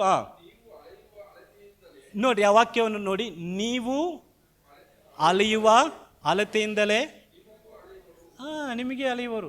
ನೀವು ಅಳೆಯುವ ಅಳತೆಯಿಂದ. ಈಗ ನಾನು ಒಂದು ಸೇರ್ ಕೊಡ್ತೀನಿ ಅಂದರೆ ನನಗೆ ಒಂದು ಸೇರ್ ಬರುತ್ತೆ, ಆ ಥರ ಹೇಳ್ತಾ ಇದೆ ಅಲ್ವಾ. ನಾವು ಹೆಂಗೆ ಅಳೆಯುತ್ತೇವೆ ಅಲ್ವಾ. ಆದರೆ ನಾವು ದೇವರಿಗೆ ಕೊಡುವುದರಲ್ಲಿ ಕೆಲವು ಸತಿ ನಾವು ಏನು ಮಾಡ್ತೀವಿ ಅಂದರೆ ತುಂಬ ಜಿಬ್ಣ ಮಾಡ್ತೀವಿ. ಡೆಲಿಷಿಯಸ್ ಆಗಿ, ಡೆಲಿಬ್ರೇಟ್ ಆಗಿ ದೇವರಿಗೆ ಉತ್ಸಾಹ ನಾವು ಎಷ್ಟು ಕೊಡ್ತೇವೋ ಅಷ್ಟು ನಮ್ಮ ಜೀವನದಲ್ಲಿ ಆಶೀರ್ವಾದ ಬಂದೇ ಬರ್ತದೆ. ಇದು ದೇವರಿಗೆಲ್ಲ, ನಾನು ಕೊಡೋದು ದೇವರಿಗೆ, ಮನುಷ್ಯರಿಗಲ್ಲ. ಓಕೆ, ನಾನು ದೇವರಿಗೋಸ್ಕರ ಕೊಡುವಾಗ ದೇವರದನ್ನು ಲೆಕ್ಕಕ್ಕೆ ತೆಗೆದುಕೊಳ್ತಾರೆ ಅಲ್ವಾ. ಕೆಲವು ಸತಿ ದಶಮಾಂಶ ಅಂದ್ರೇ ಏನು ಹೊಸ ಒಡಂಬಡಿಕೆಯಲ್ಲಿ ಇದೆಯಾ, ಹೊಸ ಒಡಂಬಡಿಕೆಯಲ್ಲಿ ದಶಮಾಂಶ ಎಲ್ಲ ಹೇಳ್ತದೆ, ಹಾಗಂದರೆ ನೀವು ಹೊಸ ಒಡಂಬಡಿಕೆ ಎಲ್ಲ ಹಿಂಬಾಲಿಸ್ತಾ ಇದ್ದೀರಾ ಅಂತ ಕೇಳುವಾಗ ಇಲ್ಲ ಅಲ್ವ. ಇದೆಲ್ಲ ಏನಂದ್ರೆ ನಾವು ನೆಫಗಳಾಗಿ ಹೇಳ್ತೀವಿ ಹೊರತು ನಾವು ಬ್ಲೆಸ್ಸಿಂಗ್ಗೆ ಅಡ್ಡಿಯಾಗಿ ಇರ್ತೀವಿ. ಒಂದು ಸೇವಕರ ಮೀಟಿಂಗ್ನಲ್ಲಿ ಎಲ್ಲ ಪಾಸ್ಟರ್ಸ್ ಇದ್ದಾರೆ. ಕೆಲವು ಪಾಸ್ಟರ್ ಸೇವಕರಿಗೆಲ್ಲ 50 ವರ್ಷ ಸೇವೆ ಮಾಡ್ತಾ ಇದ್ದಾರೆ, ಕೆಲವು ಪಾಸ್ಟರ್ಗಳು 30 ವರ್ಷ ಸೇವೆ ಮಾಡ್ತಾ ಇದ್ದಾರೆ, ಕೆಲವು ಪಾಸ್ಟರ್ 20 ವರ್ಷ, ಕೆಲವರೆಲ್ಲ 500 600 ನಂಬಿಗಸ್ತರು 1000 ಜನ ಇರುವಂಥ ನಂಬಿಗಸ್ತರುವಂಥ ಸಭೆಗಳೆಲ್ಲ ಇಟ್ಟಿರುವಂಥ ಸೇವಕರಿಗೆಲ್ಲ ಒಂದು ಕೂಟ ನಡೀತಾ ಇದೆ. ಆಗ ಅಲ್ಲಿ ಬಂದು ಒಬ್ಬರು ಕೇಳ್ತಾ ಇದ್ದಾರೆ, ಎಷ್ಟು ಜನ ರಕ್ಷಣೆ ಹೊಂದೋದಕ್ಕೆ ಮುಂಚಿತವಾಗಿ ಕಳ್ಳರಾಗಿ ಇದ್ದು ರಕ್ಷಣೆ ಹೊಂದಿದ್ದೀರಾ ಅಂತ ಕೇಳಿದ್ರು. ಅರ್ಥ ಆಗ್ತಾ ಇದೆಯಾ? ಕಲ್ಲರಂದರೆ ಗೊತ್ತಲ್ಲ, ಯಾರು? ಥೀವ್ಸ್, ಕದಿಬವರು. ಆ ಥರ ನೀವು ರಕ್ಷಣೆ ಹೊಂದೋದಕ್ಕೆ ಮುಂಚಿತವಾಗಿ ಕದಿಬವರಾಗಿ ಯಾರೆಲ್ಲ ಇದ್ದಿದ್ದೀರಾ ಅಂತ ಈಗ ನಿಮಗೆ ಪ್ರಶ್ನೆ ಕೇಳ್ತೀರಾ, ಯಾರೆಲ್ಲ ಹೇಳ್ತೀರಾ? ಇದಕ್ಕೆ ರಕ್ಷಿಗೆ ಬರೆದು ಮಾಡಿ ಎತ್ತನವೇ திருடர்களாக இருந்திருக்கிறீர்கள் அப்படி ಹಂಗೆ ಕೇಳುವಾಗಲೇ ನಮ್ಗೆ ಏನಾಗ್ತದೆ? ಹೀಗೆ ಸೇವಕರ ಮೀಟಿಂಗಲ್ಲಿ ಕೇಳಿದ್ರು, ನನಗೆ ಒಂದೇ ಶಾಕ್, ಏನಪ್ಪ ಸೇವಕರ ಮೀಟಿಂಗ್ನಲ್ಲಿ ಆ ರೀತಿಯಲ್ಲಿ ಅನ್ನುವಾಗ ಅವ್ರು ಅಂದರು, ನಾವು ಅನೇಕರು ಕಳ್ಳರಾಗಿದ್ದು ರಕ್ಷಣೆ ಹೊಂದಿರುವುದಿಲ್ಲ, ರಕ್ಷಣೆ ಹೊಂದಿದ ಮೇಲೆ ಕಳ್ಳರಾಗಿಬಿಟ್ಟಿರ್ತೇವೆ ಅಂದರು. ಹೆಂಗೆ ನೋಡಿ, ದೇವರ ವಾಕ್ಯ ಹೇಳ್ತದೆ, ಮಲಾಕಿಯ 3ನೇ ಅಧ್ಯಾಯ, ಮಲಾಕಿ 3ನೇ ಅಧ್ಯಾಯ, ಬನ್ನಿ ಅದರಲ್ಲಿ 3ನೇ ಅಧ್ಯಾಯ 8ನೇ ವಾಕ್ಯವನ್ನು ಓದುವಾಗ 3:8 ಅದನ್ನು ಓದಿಬಿದೆ ಕನ್ನಡದಲ್ಲಿ. ಮಲಾಕಿ 3:8 ಕೊನೆಯ ಪುಸ್ತಕ, ಹಳೆ ಒಡಂಬಡಿಕೆಯ ಕೊನೆಯ ಪುಸ್ತಕ 3:8. ನರಮನುಷ್ಯರು ನೋಡಿ ಕನ್ನಡದಲ್ಲಿ ಏನಿದೆ? ಕದ್ದುಕೊಳ್ಳಬಹುದೇ ಅಲ್ವಾ? ಹಾಗಂದ್ರೆ ಏನು? ಕದಿಯೋದು ಅಲ್ವಾ? ಕದ್ದುಕೊಳ್ಳಬಹುದೇ. The thief. ಇಂಗ್ಲೀಷ್ನಲ್ಲಿ ತುಂಬ ಸುಂದರವಾಗಿದೆ. ಇಂಗ್ಲೀಷ್ ವರ್ಷನ್ ನಮ್ಮ ರಿಯಾ, ಅದು ಬೈಬಲ್, ಅದು 8ರಲ್ಲಿ ಓದಮ್ಮ. 8 ಮಲಾಕಿ ಚಾಪ್ಟರ್ 3. Rob God. ಸಾಕು ರಾಬ್ ಗಾಡ್. ರಾಬ್ ಅಂದರೆ ಏನು ಗೊತ್ತಾ? ರಾಬರಿ ಬ್ಯಾಂಕ್ ರಾಬರಿ ಮಾಡ್ತಾರಲ್ಲ, ರಾಬರಿ, ಕೊಲೆ ಹೊಡಿತಾರಲ್ವಾ, ಕೊಲೆ ಹೊಡೋರಿ. ಇಫ್ ಮ್ಯಾನ್ ರಾಬರಿಂಗ್ ಗಾಡ್, ಯಾರೋ ರಾಬರ್ ಮಾಡ್ತಾ ಇದೀವ? ಇಲ್ಲ ನೋಡಿ, ಮುಂದೆ ವಾಕ್ಯದಲ್ಲಿ ಹೇಳ್ತಾ ಇದೆ, ಒಬ್ಬ ಮನುಷ್ಯನು ದೇವರನ್ನು ರಾಬ್ ಮಾಡ್ಬೋದಾ? ಕೊಲೆ ಹೊಡಿಬೋದಾ? ಓಕೆ, ನಾವು ಕೆಲವು ಸಲ ನ್ಯೂಸ್ನಲ್ಲಿ ಓದ್ತೀವಿ, ಇದು ATM ಅನ್ನು ಕೊಲೆ ಹೊಡೆದ್ರು, ಬ್ಯಾಂಕಲ್ಲಿ ಕೊಲೆ ಹೊಡೆದ್ರು, ಈ ರೀತಿಯ ಅನೇಕ ಅದು ರಾಬರಿಂಗ್. ಕನ್ನಡದಲ್ಲಿ ಏನು ಹೇಳ್ತಾ ಇದೆ? ಒಬ್ಬ ಮನುಷ್ಯನು ದೇವರನ್ನ, ನರಮನುಷ್ಯನು ದೇವರಿಂದ ಕದ್ದುಕೊಳ್ಳಬಹುದೇ? ನೋಡ್ರಿ, ಅದರಲ್ಲಿ ಸೇಫ್ಟಿಯಾಗಿ ಕೊಟ್ಬಿಟ್ಟಿದ್ದಾರೆ, ಆದರೆ ತಮಿಳಲ್ಲಿ ಸಾಫ್ಟಾಗಿ ಹೇಳ್ಬಿಟ್ಟಿದ್ದಾರೆ, ಮನುಷ್ಯನ್ ದೇವನೇ ವಂಜಿಕಲಾಮ. ನಾವು ಸುಲಭವಾಗಿ ತೆಗೆದುಕೊಳ್ತೀವಿ, ಆದರೆ ಆ ವರ್ಡ್ ಹೇಗಿದೆ? ರೋಬರ್ ಅಂತ ಉಪಯೋಗಿಸಿದೆ. ಯಾರನ್ನ? ಇದು ಯಾರು ಕೇಳಲ್ಪಟ್ಟಿದೆ ಅಂದರೆ ಯಹೂದಿಯರಿಗೆ ಹೇಳಲ್ಪಟ್ಟಿದೆ, ದ ಗಾಡ್ಸ್ ಪೀಪಲ್. ನಾವು ಬೈಬಲಲ್ಲಿ ನೋಡುವಾಗ ಎಲ್ಲ ವಾಕ್ಯಗಳು ದೇವರ ಮಕ್ಕಳಿಗೆ ಹೇಳಲ್ಪಟ್ಟಿದೆ. ಇಟ್ಸ್ ಫಾರ್ ಕ್ರಿಸ್ಟಿಯನ್ಸ್, ದೇವರ ಮಕ್ಕಳಿಗೆ ಇದು ಹೇಳಲ್ಪಟ್ಟಿದೆ. ಹಾಗೆ ಹೇಳಿ ಮುಂದೆ ವಾಕ್ಯವನ್ನು ಓದುವಾಗ ವಂಜಿಕಲಮ್ಮ ಇದನ್ನು ಇಂಗ್ಲೀಷಲ್ಲಿ ಓದಮ್ಮ. Yet you are robbering. ನೀವು ರಾಬರಿಂಗ್ ಮಾಡ್ತಾ ಇದ್ದೀರಾ. ಹಾಲೆಲೂಯಾ. ಯಾರೆಲ್ಲ ರಾಬರ್ ಇಲ್ಲಿ ಇದ್ದೀರಾ? ಯಾರೆಲ್ಲ ಕದಿಮರು, ರಕ್ಷಣೆ ಹೊಂದಿದ ಕದಿಮರು ಇದ್ದೀರಿ ಅಂತ ಸೇವಕರ ಮೀಟಿಂಗಲ್ಲಿ ಕೇಳಿದ್ರು. ನಂತರ ಹೇಳ್ಬಿಟ್ಟು ವಾಕ್ಯವನ್ನು ಮುಂದುವರೆದು ಹಂಗೆ ಓದಿ. ಹಾಗೆ ಕೇಳ್ತಾರೆ, ನಾವೇನು ದೇವರನ್ನ ರಾಬ್ ದೇವರ ಹತ್ರ ಕೊಲೆ ಹೊಡೆಯೋಕ್ಕಾಗ್ತದಾ? ಇಟ್ಸ್ ಪಾಸಿಬಲ್ ಟು ದೇವರನ್ನ ಕೊಲೆ ಹೊಡೆಯೋಕ್ಕಾಗ್ತದಾ? ಹಾಗೆಲ್ಲ ನೋಡಿ ಮುಂದೆ ಏನಂತ ಕೇಳ್ತೀರಾ?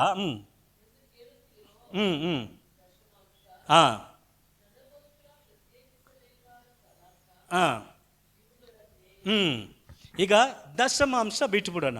ಈಗ ಅಲ್ಲಿ ಹೇಳಲ್ಪಡ್ತಾ ಇದೆ, ದಶಮಾಂಶ ನನಗೋಸ್ಕರ ನೇಮಿಸಿದಂಥ ಪದಾರ್ಥ. Okay, what we dedicate to the Lord. ನಾವು ದೇವರಿಗೆ ಯಾವುದನ್ನು ನಾವು ಡೆಡಿಕೇಟ್ ಮಾಡಿದ್ದೇವೆ, ಯಾವುದನ್ನು ನಾವು ಒಪ್ಪಿಸಿಕೊಟ್ಟಿದ್ದೇವೆ, ಅದೆಲ್ಲ ನಾವು ಕೊಡದೇ ಇಟ್ಕೊಳ್ಳುವಂಥ ದಶಮಾಂಶವಾಗಲಿ, ದೇವರಿಗೆ ನೇಮಿಸಿರುವ ಕಾರ್ಯಗಳಾಗಲಿ ನಾವು ಇಟ್ಟಿರುವಾಗ ವಿ ಆರ್ ಎ ರಾಬರ್ಸ್. ಎಲ್ಲ ಕಳ್ತನ ಮಾಡುವಂಥ ಕಲ್ಲರ ಕೂಟವಾಗಿ ಮಾರ್ಪಡುತ್ತೆ. ಬೈಬಲ್ ಹಂಗೆ ಹೇಳುತ್ತದೆ ಅಲ್ವಾ? ಎಷ್ಟು ಡೇಂಜರ್ ಆಗಿ ಹೇಳಿದೆ ಅಲ್ಲ ದೇವರ ವಾಕ್ಯ. ಬಟ್ ನಾವು ಯೋಚನೆ ಮಾಡಿ ನೋಡೋಣ, ಈ ಒಂದು ವರ್ಷದಲ್ಲಿ ನಾವು ಎಷ್ಟೋ ಹಣಗಳನ್ನು ಖರ್ಚು ಮಾಡಿರ್ತೇವೆ ಅಲ್ವಾ? ಎಷ್ಟೋ ಹಣಗಳು ತುಂಬ, ಕೆಲವುದೆಲ್ಲ ಸರ್ವಸಾಧಾರಣವಾಗಿ ಖರ್ಚಾಗ್ಬಿಡ್ತದೆ. ಈಸಿಯಾಗಿ ಕೆಲವುದೆಲ್ಲ ನಾವು ಈಗಿರುವಂಥ ಇದರಲ್ಲಿ ಹೊರಗಡೆ ಹೋದರೆ ₹100 ಲೆಕ್ಕನೇ ಇಲ್ಲ ಅಲ್ವಾ? It's 100 rupees. ₹100 ತಗೊಂಡು ಹೋಗಿ ಏನಾದ್ರು ತಗೊಂಡು ಬರೋಕ್ಕಾಗ್ತದೆ ಅಂತ ಏನಿಲ್ಲ. ಕೆಲವು ಸತಿ ನಾವು ನಾವು ನಾವು ಒಂದು 200 ರೂಪಾಯಿಗೆ ಟೀನೇ ಕುಡಿತೀವಿ. ಸಂಡೇ, ಜಸ್ಟ್ ಸಂಡೇ ಮಧ್ಯಾಹ್ನ ಒಂದು ಹೊತ್ತಿಗೆ ಕೆಲವು ಸತಿ 100ಗೆ ಬರೀ ಟೀ ಸಾಕಾಗಲ್ಲ. ಅದನ್ನೇ ನಾವು ಮ್ಯಾನೇಜ್ ಮಾಡಿ ಅಂತ ಏನು ಬರಲ್ಲ 100 ರೂಪೀಸ್ಗೆ ಅಲ್ವಾ. ಆ ರೀತಿಯಲ್ಲಿ ಹೆಚ್ಚಾಗಿ ನಾವು ಮಾಡಿಬಿಡ್ತೇವೆ. ದೇವರಿಗೆ ಬರುವಾಗ ನಾನು ಹೇಳೋದು ಏನಂದರೆ, ಕೊಡಬೇಕು ಎಂಬುದಾಗಿ ನಿಮ್ಮನ್ನ ಚುಚ್ಚಿ ಹೇಳ್ತಾ ಇಲ್ಲ. ನಾವು ನಮ್ಮನ್ನು ನಾವು ಎಕ್ಸಾಮಿನ್ ಮಾಡಿ ನೋಡುವಾಗ ನಮ್ಮ ಮೈಂಡ್ ದೇವರಿಗಂತ ಬರುವಾಗ ಕೊಡಬೇಕಂತ ಬರ್ತದ, ಇದು ದೇವರಿಗೆ ಅಂತ ಹೇಳುವಾಗ ನಮಗೆ ಕೊಡಬೇಕಂತ ಬರ್ತದ ಅಂತ ನೋಡುವಾಗ ಇಲ್ಲ. ನಮ್ಗೆ ಏನಂದರೆ ಏನೋ ನಮ್ಮಿಂದ ಕಿತ್ಕೊಳ್ಳೋ ಥರ. ಈಗ ಕೊಡುವ ದೇವ್ರು ಕಿತ್ಕೊಳ್ತಾರ.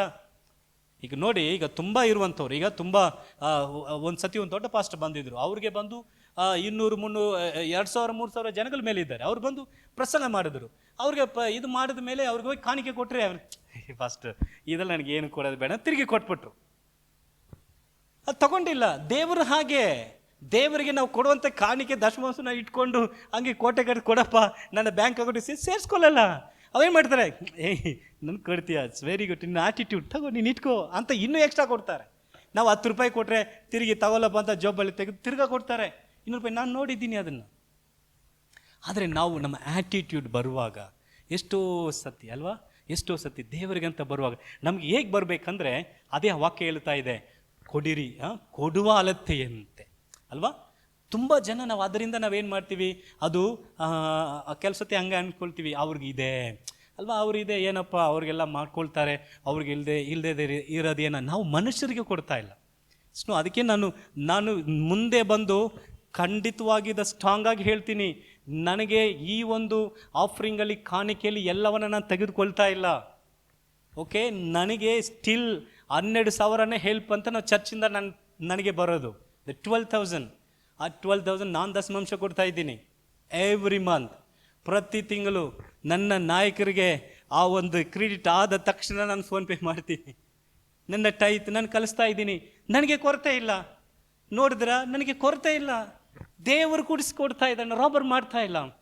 ದೇವರಿಗಂತ ಬರುವಾಗ ಒಂದು ಸಾರಿ ಒಂದು ಸೇವಕರು ಬಂದು ಸಡನ್ಲಿ ಡೆಡ್, ಸತ್ತೋಗ್ಬಿಟ್ರು. ಅವ್ರು ಸತ್ತು ಹೋದ ತಕ್ಷಣ ಒಂದು ಇನ್ಫಾರ್ಮೇಷನ್ ಬರ್ತಾ ಇದೆ. ಅವ್ರು ದೊಡ್ಡ ಸೇವಕರು, ನಮ್ಮ ಒಂದು ICRMನಲ್ಲಿ ಅವ್ರು ತುಂಬ ಪ್ರೀತಿಯಾಗಿ ನಮ್ಮನ್ನೆಲ್ಲ ಟ್ರೈನ್ ಅಪ್ ಮಾಡಿದವರು. ಆತನು ಬೈಬಲ್ ಕಾಲೇಜ್ ಒಂದು ಪ್ರಿನ್ಸಿಪಾಲ್ ಅವರು. ಅವಾಗ ಇದಾದ ತಕ್ಷಣ ತುಂಬ ಕಷ್ಟ, ಕುಟುಂಬ ತುಂಬ ಕಷ್ಟ ಆಗ್ತಾಯಿತ್ತು. ಇಮಿಡಿಯೇಟ್ ನೆಕ್ಸ್ಟ್ ತಿಂಗಳಲ್ಲಿ ಆ ಸೇವಕರು ಏನಾದ್ರು ಮಾಡಬೇಕು ಅಂತ ಎಲ್ಲರೂ ಏನು ಮಾಡಿದ್ರು, ನೀವು ಏನಾದ್ರು ಕೊಡಿ ಅಂದರು. ಇಮಿಡಿಯೇಟ್ ನನ್ನ 1 ಮಂತ್ ಸ್ಯಾಲ್ರಿ ಅವಾಗ 10,000 ನಾ ಕೊಟ್ಟೆ. 10,000 ಕೊಟ್ಟೆ ಇಮಿಡಿಯೇಟು. ನಾನು 10,000 ಕೊಟ್ಬಿಟ್ಟು ನಾನು ಬಾಡಿಗೆ ಹೆಂಗೆ ಕಟ್ಟೋದು ಗೊತ್ತಿಲ್ಲ. ಮಕ್ಕಳು ಅವಾಗ ಮದುವೆ ಆಗಿದೆ, ಒಂದು ಮಗಿದೆ, ಊಟ ಏನು ಮಾಡೋದು ಗೊತ್ತಿಲ್ಲ. ನಿಮ್ಗೆ ಗೊತ್ತಾ, ಆ 10,000 ಕೊಟ್ಟಿದ್ದು ಯಾರಿಗೂ ಗೊತ್ತಿಲ್ಲ. ಇಮಿಡಿಯೇಟ್ ನನಗೆ 20,000 ಬಂತು, 20,000 ಬಂತು. ನಾನು 10,000 ಇಟ್ಟಿದ್ದೆ, ನನಗೆ 10,000 ಮಾತ್ರ ಇದ್ದು. ರಿಯಲಿ ಈ ಥರ ಪ್ರತಿ ಕ್ಷಣಗಳು ನನ್ನಲ್ಲಿ ಸಾಕ್ಷಿ ಇದೆ. ದರ್ ಇಸ್ ಮೆನಿ ಟೆಸ್ಟ್ ಮನಿ. ನನಗೆ ಹಣದ ಅಗತ್ಯದಲ್ಲಿ ಬಂದಾಗ ಕೆಲವು ಸತಿ ಒಂದು ಸತಿ ಹೋಗಿದ್ದೀನಿ, 500 ಇದೆ, ಜಸ್ಟ್ 500 ಒಂದೇ ನೋಟು ಕಾಣಿಕೆ ಹಾಕಬೇಕು. ಕೆಲವು ಸತಿ ನಮಗೆ ಟೆಂಪ್ಟೇಷನ್ ಏನಾಗ್ತದೆ, ದೇವ ಸೇವಕರ್ತಾನೆ, ನಾವೇನು ಹಾಕ್ಬೇಕಾ? ಇಲ್ಲ, ಇದು ದೇವರಿಗೆ. The test for me. 500 ರೂಪಾಯಿ ತೆಗೆದು ಅಲ್ಲಿ ಪ್ರಸಂಗ ಮಾಡೋಕ್ಕೆ ಹೋಗಿಲ್ಲ, ಅಟೆಂಡ್ ಮಾಡಿದವಾಗಲೇ ಯಾರು ಕಾಣಿಕೆ ಕೊಡಲ್ಲ. ಅಟೆಂಡ್ ಮಾಡಿ ಅದಕ್ಕೆ ತೆಗೆದು ಕೊಟ್ಟರೆ ಆ ಕೂಟದಲ್ಲಿ ಬಂದವರು ಯಾರೋ ಒಬ್ರು ಹಿಡ್ಕೊಂಡು ಬಂದು, ಫಸ್ಟೇ ನನಗೇನು ನಿನ್ಗೊಂದು ಕಾಣಿಕೆ ಕೊಡಬೇಕು ಅನಿಸಿತ್ತು ಅಂತ 2,000 ಕೊಟ್ಟು ಹೋಗ್ತಾರೆ. ದ ಟೆಸ್ಟ್ ಮನಿ. ಅವಾಗ ಅಂದ್ಕೊಂಡೆ, 500 ರೂಪಾಯಿ ಇದ್ದರೆ 500 ರೂಪಾಯಿನೇ ಇರ್ತಾ ಇತ್ತು. ಅದು ಓದಕ್ಕೆ ನನಗೆ 2,000 ಬಂತು. ಇದೆಲ್ಲ ಬಂದು ನಾವು ಅದನ್ನು ದೇವರಿಗೆ ಮೀಸಲಾಗಿ ಕೊಡುವ ಮನಸ್ಸು. ನಾನು ಹೇಳೋದು ಹಾರ್ಟ್, ಹೃದಯ. ನಮ್ಮ ಹೃದಯ ದೇವರಿಗೆ ಅಂತ ಬರುವಾಗ ಈ ವರ್ಷದಲ್ಲಿ ನಾವು ಹಿಂದಿರುಗಿ ನೋಡಿದ್ರೆ ನಾವು ತುಂಬ ಜಿಪುಣರಾಗಿದ್ದೇವೆ. ದೇವರ ಕಾರ್ಯದಲ್ಲಿ ಬರುವಾಗ ತುಂಬ ಜಿಪುಣ. ಈಗ ಬಿಟ್ಟು ನೋಡೋಣ ಏನಾಗ್ಬಿಡ್ತದೆ. ಈಗ ನೋಡಿದ್ರೆ ನಾವು ಈ ಒಂದು ಟೈಮ್ನಲ್ಲಿ ನಮ್ಮ ಚರ್ಚಿಂದ ಏನಾಗಬೇಕು, ಮಿಷನರಿ ಕೊಟ್ಟಿವಿ, ಕಾರ್ಯಗಳೆಲ್ಲ ನಡೆಯಿತು, ಕೊರತೆ ಆಗಿಲ್ಲ. ಚರ್ಚಿಂದ ಕೆಲವು ಕಾರ್ಯಗಳು ಬಂದಾಗ ಚರ್ಚಿಂದ ಮಾಡ್ತೀವಿ, ಕೊರತೆಯಲ್ಲಿ ದೇವರು ಬಿಡ್ತಾ ಇಲ್ಲ. ಎಷ್ಟೋ ಸಮಯಗಳು ಬಾಡಿಗೆ ಕಟ್ಟಕ್ಕೆ ಆಗದಿರೋ ಸನ್ನಿವೇಶದಲ್ಲಿ ದೇವರು ಬಿಟ್ಟಿಲ್ಲ. ಒಂದು ದಿನ ಆದರೂ ಓನರ್ ಬಂದು ಬಾಡಿಗೆ ಕೊಟ್ಟಿಲ್ಲ ಅಂತ ಬಾಗಿಲಿಗೆ ಮುಚ್ಕೊಂಡು ಹೋಗಿದ್ದಾರೆ. ದ ಫಸ್ಟ್ ಅವ್ರಿಗೆ ಹೋಗುವಂಥದ್ದೇ ನಮ್ಮ ರೆಂಟ್. ಕೆಲವು ಸತಿ ಎಲ್ಲ ಆ ಓನರ್ ಸಮಸ್ಯೆ ಇಲ್ಲದೆ ಇರುವುದೇ ನಮ್ಮ ರೆಂಟಿನಿಂದ. ಕೆಲವರು ಕೆಳಗಡೆ ಇರುವಂಥ 2 ಫ್ಲೋರ್ ಅವರು ಅವತ್ತು ಬಂದವ್ರು ಹೇಳ್ತಾ ಇದ್ದಾರೆ, ಅಯ್ಯೋ ಪಾಸ್ಟರ್ ನನಗೆ ಪ್ರಾರ್ಥನೆ ಮಾಡಿ, ನಾನು 6 ತಿಂಗಳ ಬಾಡಿಗೆ ಕಟ್ಟೋಕ್ಕಾಗ್ತಲ್ಲ. ಜಿಮ್ ಅವ್ರು ಬಂದು ಹೇಳ್ತಾ ಇದ್ದಾರೆ, ಪ್ರೇ ಫಾರ್ ಮೀ ಪಾಸ್ಟರ್ ಅಂತ ಒಂದು 5 ನಿಮಿಷ 10 ನಿಮಿಷ ಕೆಳಗಡೆ ನಿಲ್ಲಿಸಿ ಮಾತಾಡೋದು. The same situation. ಅವ್ರಿಗೆ ವರ್ಕ್ ಮಾಡೋರು, ಬಟ್ ನಮ್ಮನ್ನು ಕೊರತೆಯಲ್ಲಿ ದೇವರು ಇಟ್ಟಿಲ್ಲ. ನಾವು ಚರ್ಚ್ ಟೈತ್ ಕೊಡ್ತಾ ಇದೆ, ನಾವು ಸಭೆಯಲ್ಲಿ ಬರುವಂಥ ವರಮಾನದಲ್ಲಿ ನಾವು ಚರ್ಚ್ ಟೈತ್ ಕೊಡ್ತಾ ಇದೆ, ನಾನು ಪರ್ಸನಲ್ ಟೈತ್ ಕೊಡ್ತಾ ಇದ್ದೀನಿ, ಅದನ್ನು ದೇವರು ಬ್ಲೆಸ್ ಮಾಡ್ತಾ ಇದ್ದಾರೆ. ನಾವು ಇದನ್ನು ಏನು ಮಾಡಬೇಕಂದ್ರೆ ಸ್ವಲ್ಪ ನಾವು ಎಕ್ಸಾಮಿನ್ ಮಾಡಬೇಕು. ಮನುಷ್ಯರಿಗಲ್ಲ. ಏನಂದರೆ ಈಗ ಒಬ್ಬ ಬಂದು ಈಗ ನಮ್ಮ ಹತ್ರ ಬಂದೆ ಸಾಲ ಕೊಡು ಅಂತ ಕೇಳಿದ್ರೆ ಯೋಚನೆ ಮಾಡ್ಬೋದೇ ಅದೆಲ್ಲ ಕೊಡೋಕ್ಕಾಗ್ತದೆ ಅಂತ. ಇದು ದೇವರಿಗೆ ಮನಸ್ಸು. ಇನ್ನು ಒಂದು ಕಾರ್ಯವನ್ನು ನೋಡಿ ನಾವು ಪ್ರಾರ್ಥನೆ ಮಾಡೋಣ. ಒಂದು ಕಾರ್ಯವನ್ನು ನೋಡಿ ಪ್ರಾರ್ಥನೆ ಮಾಡೋಣ. ಈ ಒಂದು ವರ್ಷದಲ್ಲಿ ಈ 2024 ಮುಗಿಸಲಿದ್ದೇವೆ. ನಾವು ಕ್ಷಮಿಸಲಾಗದಂಥ ಯಾವುದಾದ್ರು ಕೈಯನ್ನು ಯಾರ ಮೇಲಾರು ಇಟ್ಟಿದ್ದೇವಾ? ಎಫೆಸದವ್ರಿಗೆ ಬರೆದ ಪತ್ರಿಕೆ 4ನೇ ಅಧ್ಯಾಯ 31ನೇ ವಾಕ್ಯವನ್ನು ನಾವು ಓದೋಣ. ಎಫೆಸ 4:31 ಅದು ಕೊನೆಯ ವಾಕ್ಯ ಓದಿ ನಾವು ಪ್ರಾರ್ಥನೆ ಮಾಡೋಣ. ಎಫೆಸದವ್ರಿಗೆ ಬರೆದ ಪತ್ರಿಕೆ 4ನೇ ಅಧ್ಯಾಯ 31ನೇ ವಾಕ್ಯ.